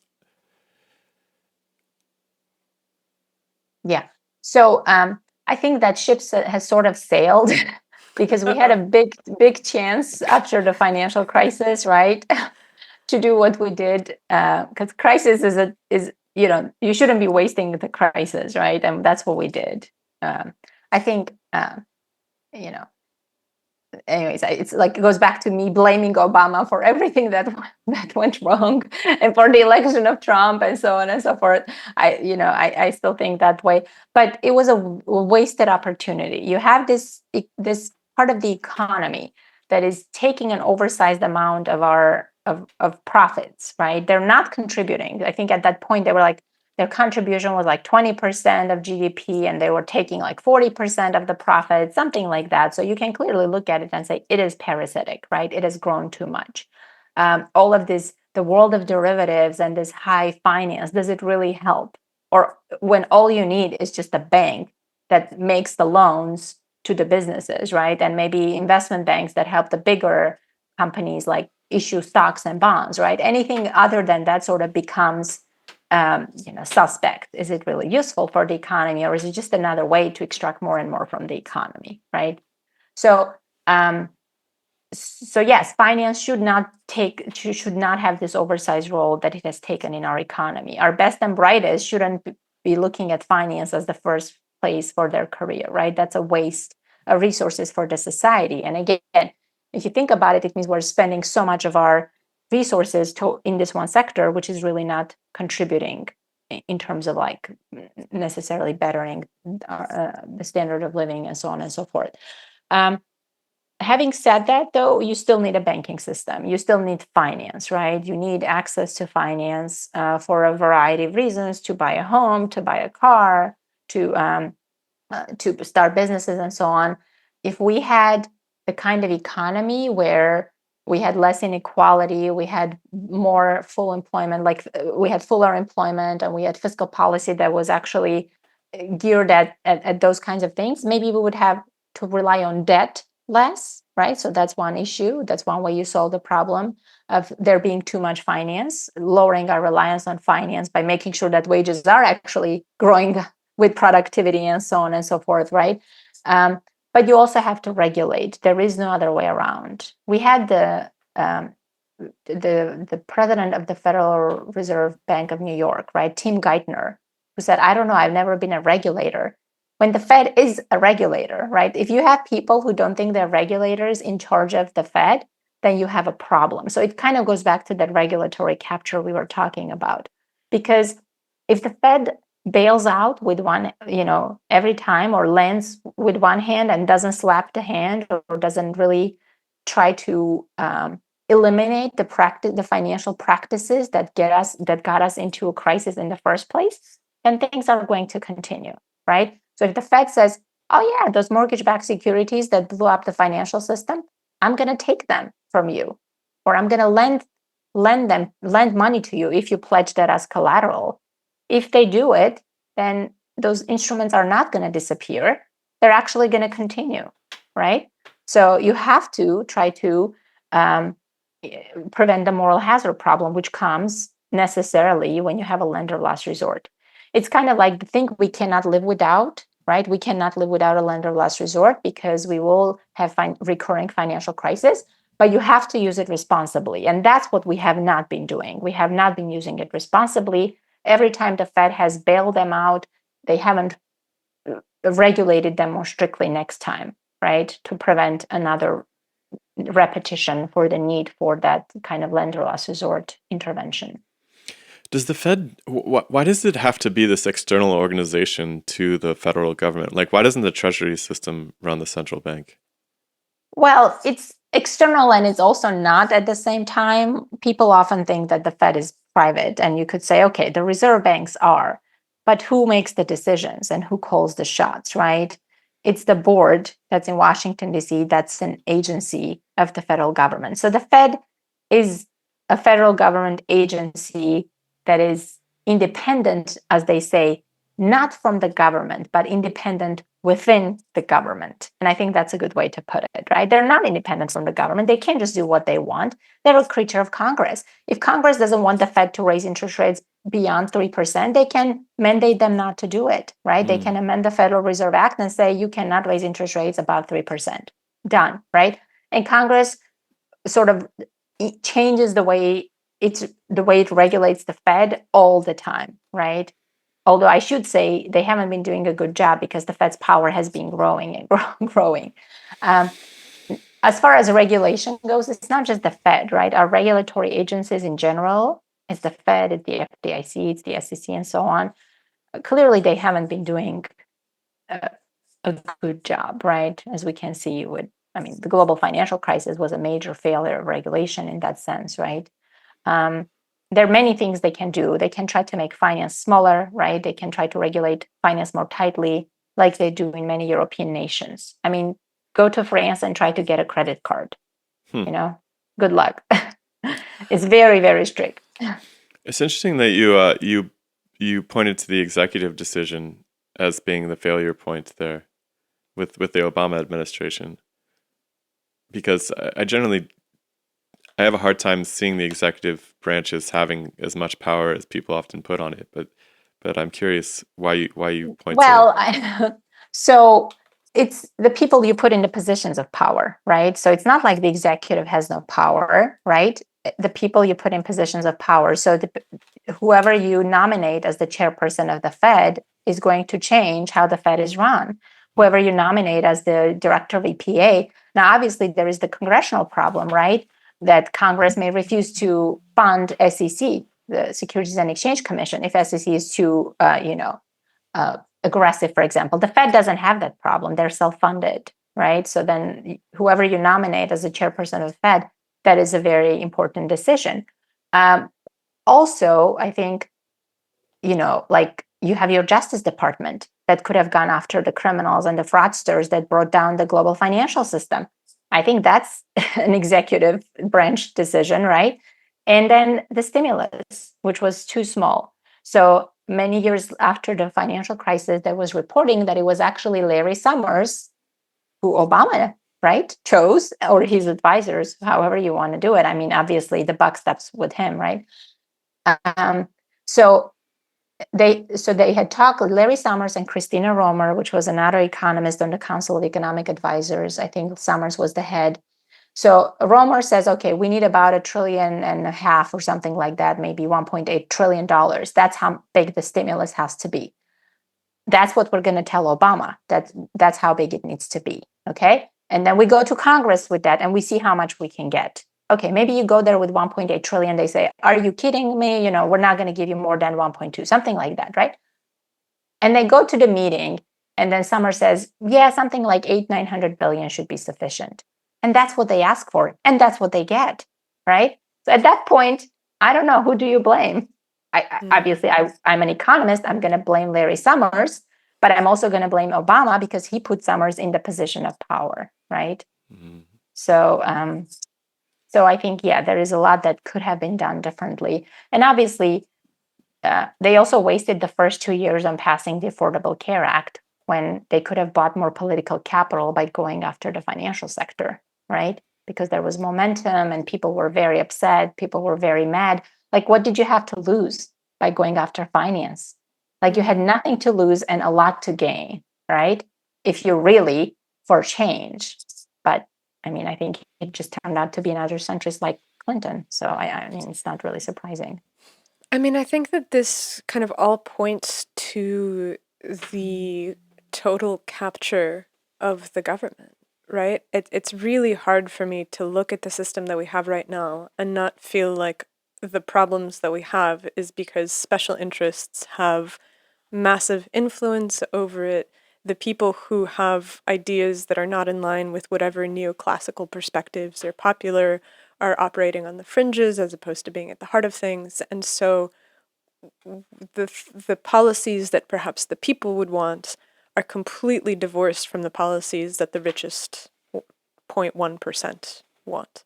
And there's a really interesting, we mentioned this on the podcast the other day, and we said that it was a Yale study, but it was actually a Princeton study that I think almost 10 years ago now showed that if you are not part of the 0.1%, Yep. your perspectives on how you think the country should be run and the things that you vote for have absolutely no effect.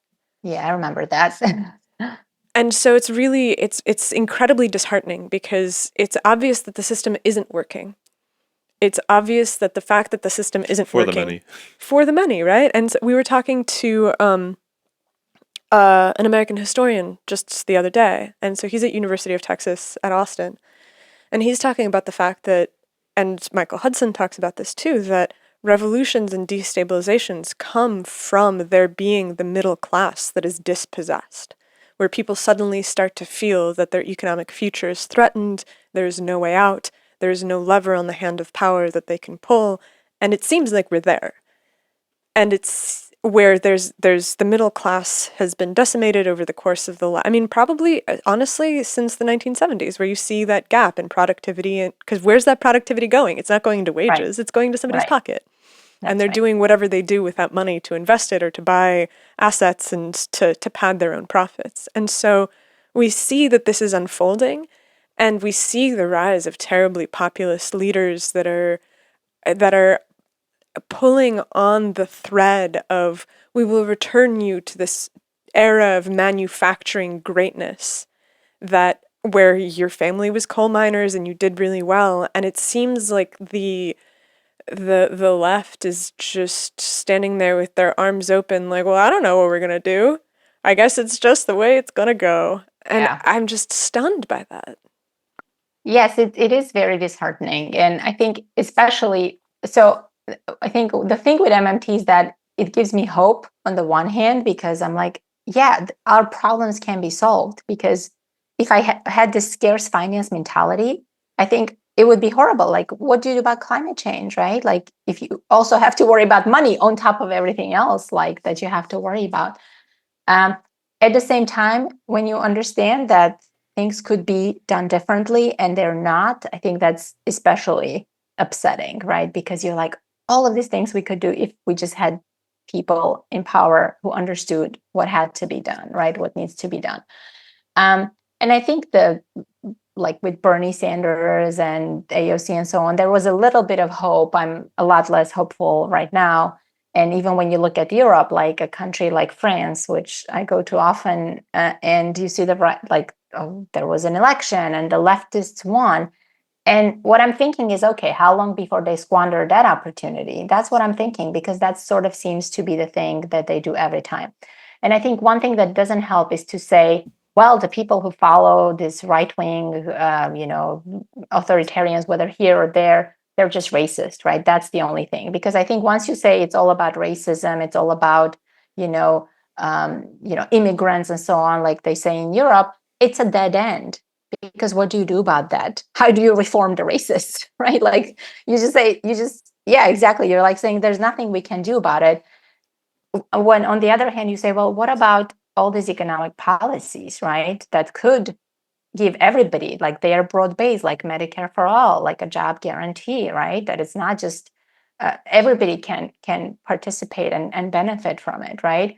Because I think there are a lot of studies show that people have become less and less racist, right? Like in a way, if you can measure that.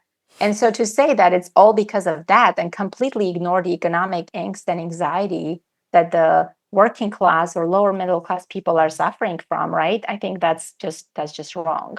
Politically, it's wrong, and economically, it's wrong as well, right?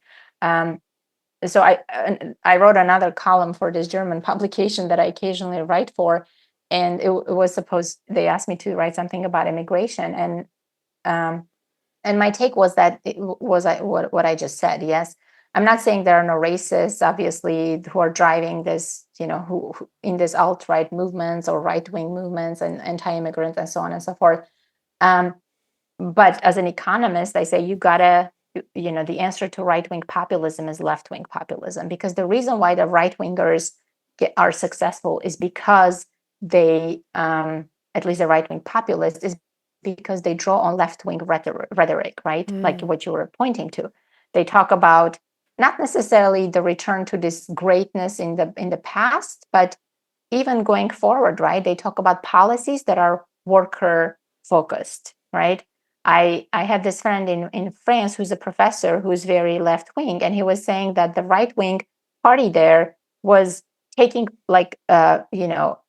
passages from his book and putting it in their economic plan and so on. And he was like, I don't want to be affiliated with them. I'm just shocked. But you can see that that's what they're doing, right? Like, I don't think they're going to deliver. They're not. It's not like what Donald Trump cares about workers, or they're not going to deliver, but they use the rhetoric, right? And then they take people with them using the left-wing economic rhetoric, when the left-wing parties are just basically sitting and saying, what can we do?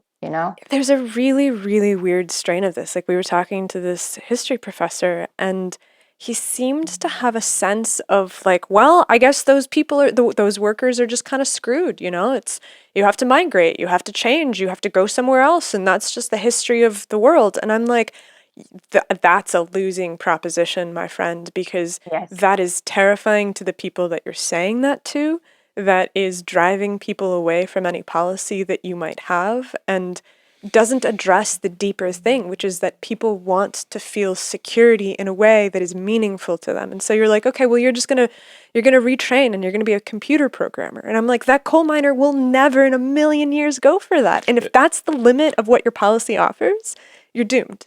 It also just has the stench of like, we're gonna push you off of your land. It's like the same colonial push the Indians off their land kind of vibe to it. It's like, well, y'all should update, just get with it, like figure out how to be part of the new United States. And it's like even if there's some logic to that, it's just seems like a losing proposal. It is politically, it's not a winner politically, I would say. And it's also not right, like It doesn't feel right. Yeah, it doesn't feel right. So with the job guarantee, I think one of the things that it says is not that you have to take people and take them to the jobs. It's more like bring the jobs to where the people are, right? And I think there is a class of people, which you and I all belong to, right? With professional managerial class, I think that's what it's called, who are just out of touch, like what you were saying, right? We are kind of out of touch with what the average person's experience is, right? I haven't been to the Rust Belt, and I don't want to go, right? in some sense, right?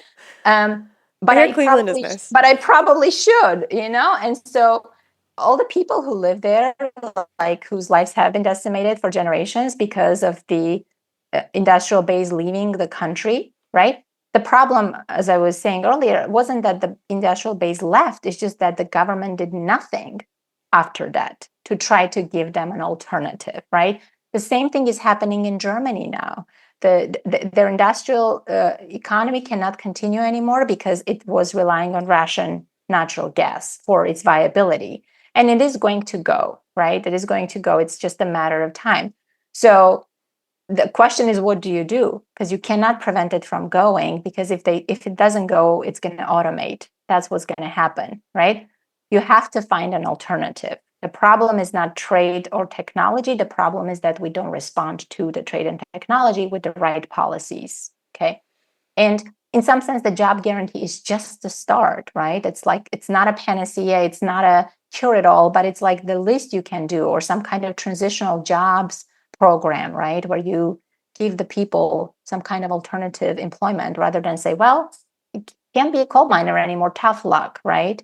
So I think that's the wrong way. And this whole thing, like you got to retrain people and so on.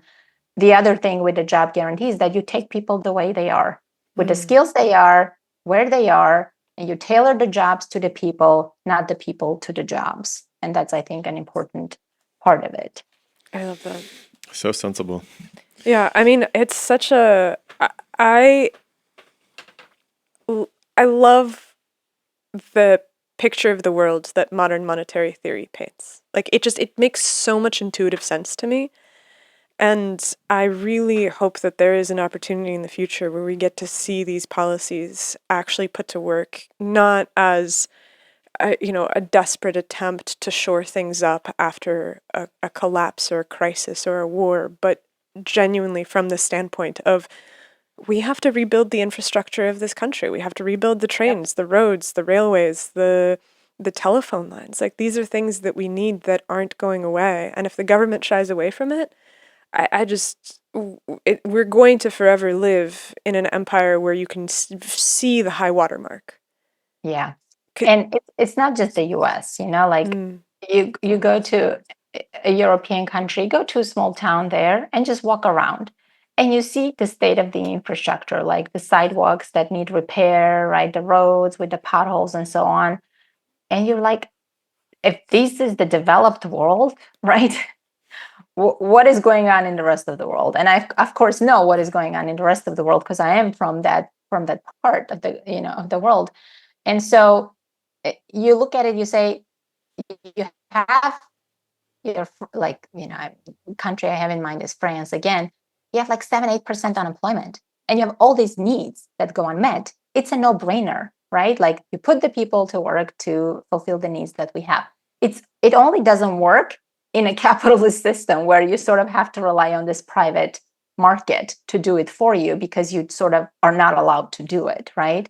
So that's why that framework that we started our conversation with, like, that's anything goes in the market economy. The government is this outsider that sort of has to get permission to do X or to do Y. And it only has to sort of tread carefully and only try to, not change things in a radical manner, only sort of change things marginally, right? I think that's the wrong approach, right? That the market, anything goes there, whatever happens is fair, and everything else is sort of, trying to at best correct the failures of the market. I think that's the wrong way to do economic policy. I love that. Yeah. So, what to close this down? Maybe what projects are you working on right now that you're excited about for the future in your own research? Yeah.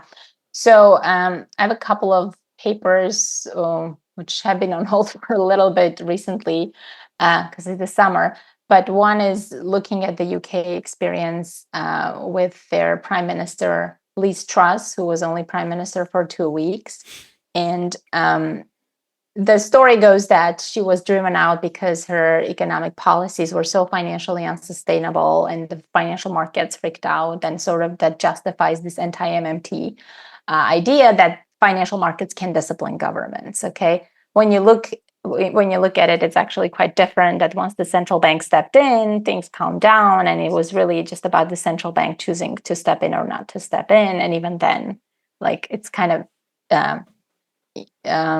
questionable why they didn't do it sooner, right? So that's one thing I'm working on. The other thing I'm working on is the Fed's new framework that I mentioned, this idea that they're not going to raise interest rates preemptively anymore. And what's basically, what was driving that change, why they decided to do it, Was it the right thing or the wrong thing, and or was it sort of like, old wine in new bottles kind of situation? And ultimately, what's going to happen to it after this whole pandemic inflation experience? Those sound really interesting. Where can people find your work if they want to follow up? Most of my stuff goes up at the Levy Economics Institute's website. So that's where I publish my stuff first, Excellent. even working papers and things. Yeah. Do you use social media of any kind? I really try to stay away from that. Probably for the Good for better. you. Probably good for my mental health, not so good for my career, but I take the mental health any day. I appreciate that. Well, I mean, appreciate you giving your time to, Sure. just random people who are listening to this podcast too, and helping us understand how this all works, because it's so easy to get lost in all of this jargon. And I feel like I'm playing catch up. I wasn't really paying attention for the first 30 years of my life. So I feel a little bit closer to grasping some of these concepts after talking to you. And I really want to thank you for that. Sure. Anytime. My pleasure. And I think economics education is extremely important. So, and that's what I do. Yeah, it's like it's the water in which we swim, right? It affects all of us, and everybody deserves to have some at least baseline understanding of what's going on, so that we can help. I mean, in so much as this is democracy, we need to be informed about what's going on behind the curtain. Right. And as much as we have a captured government and so on, I think it's still very important for people to understand, right, how the economy works, because I just don't see any other way, right, towards better policies than people actually saying, well, no, that's not how it works. So, I mean, I wouldn't credit MMT with like directly with, say, the bigger stimulus that we had this time around and so on and so forth. And as I said, there were issues with the way it was done. But I think having MMT out there has created the space for politicians to come out and say, you know what, that's not how it works. That we shouldn't worry so much about the deficit. I mean, they're not that bold to say they are completely on board with MMT, and the ones that are probably retiring. I don't know. But at least the ideas are out there. And I think that's been important. And I wish they were out there. They were out there, but they weren't so prevalent during the 2008 financial crisis. I think that could have made a big, big difference. Yeah. Yeah, I hope it works out in the next one. Yeah. Yeah, we'll see. Well, thank you so much. It was really eye-opening, and I, like Shiloh said, I feel like I have a better grasp on a lot of these questions, and I appreciate you humoring all of our very basic queries. They were great questions, and thanks for having me. Thank you so much. All right, yeah, have a great rest of your day, Yeva. Thank you so much. You too. Bye-bye. Take care. Bye.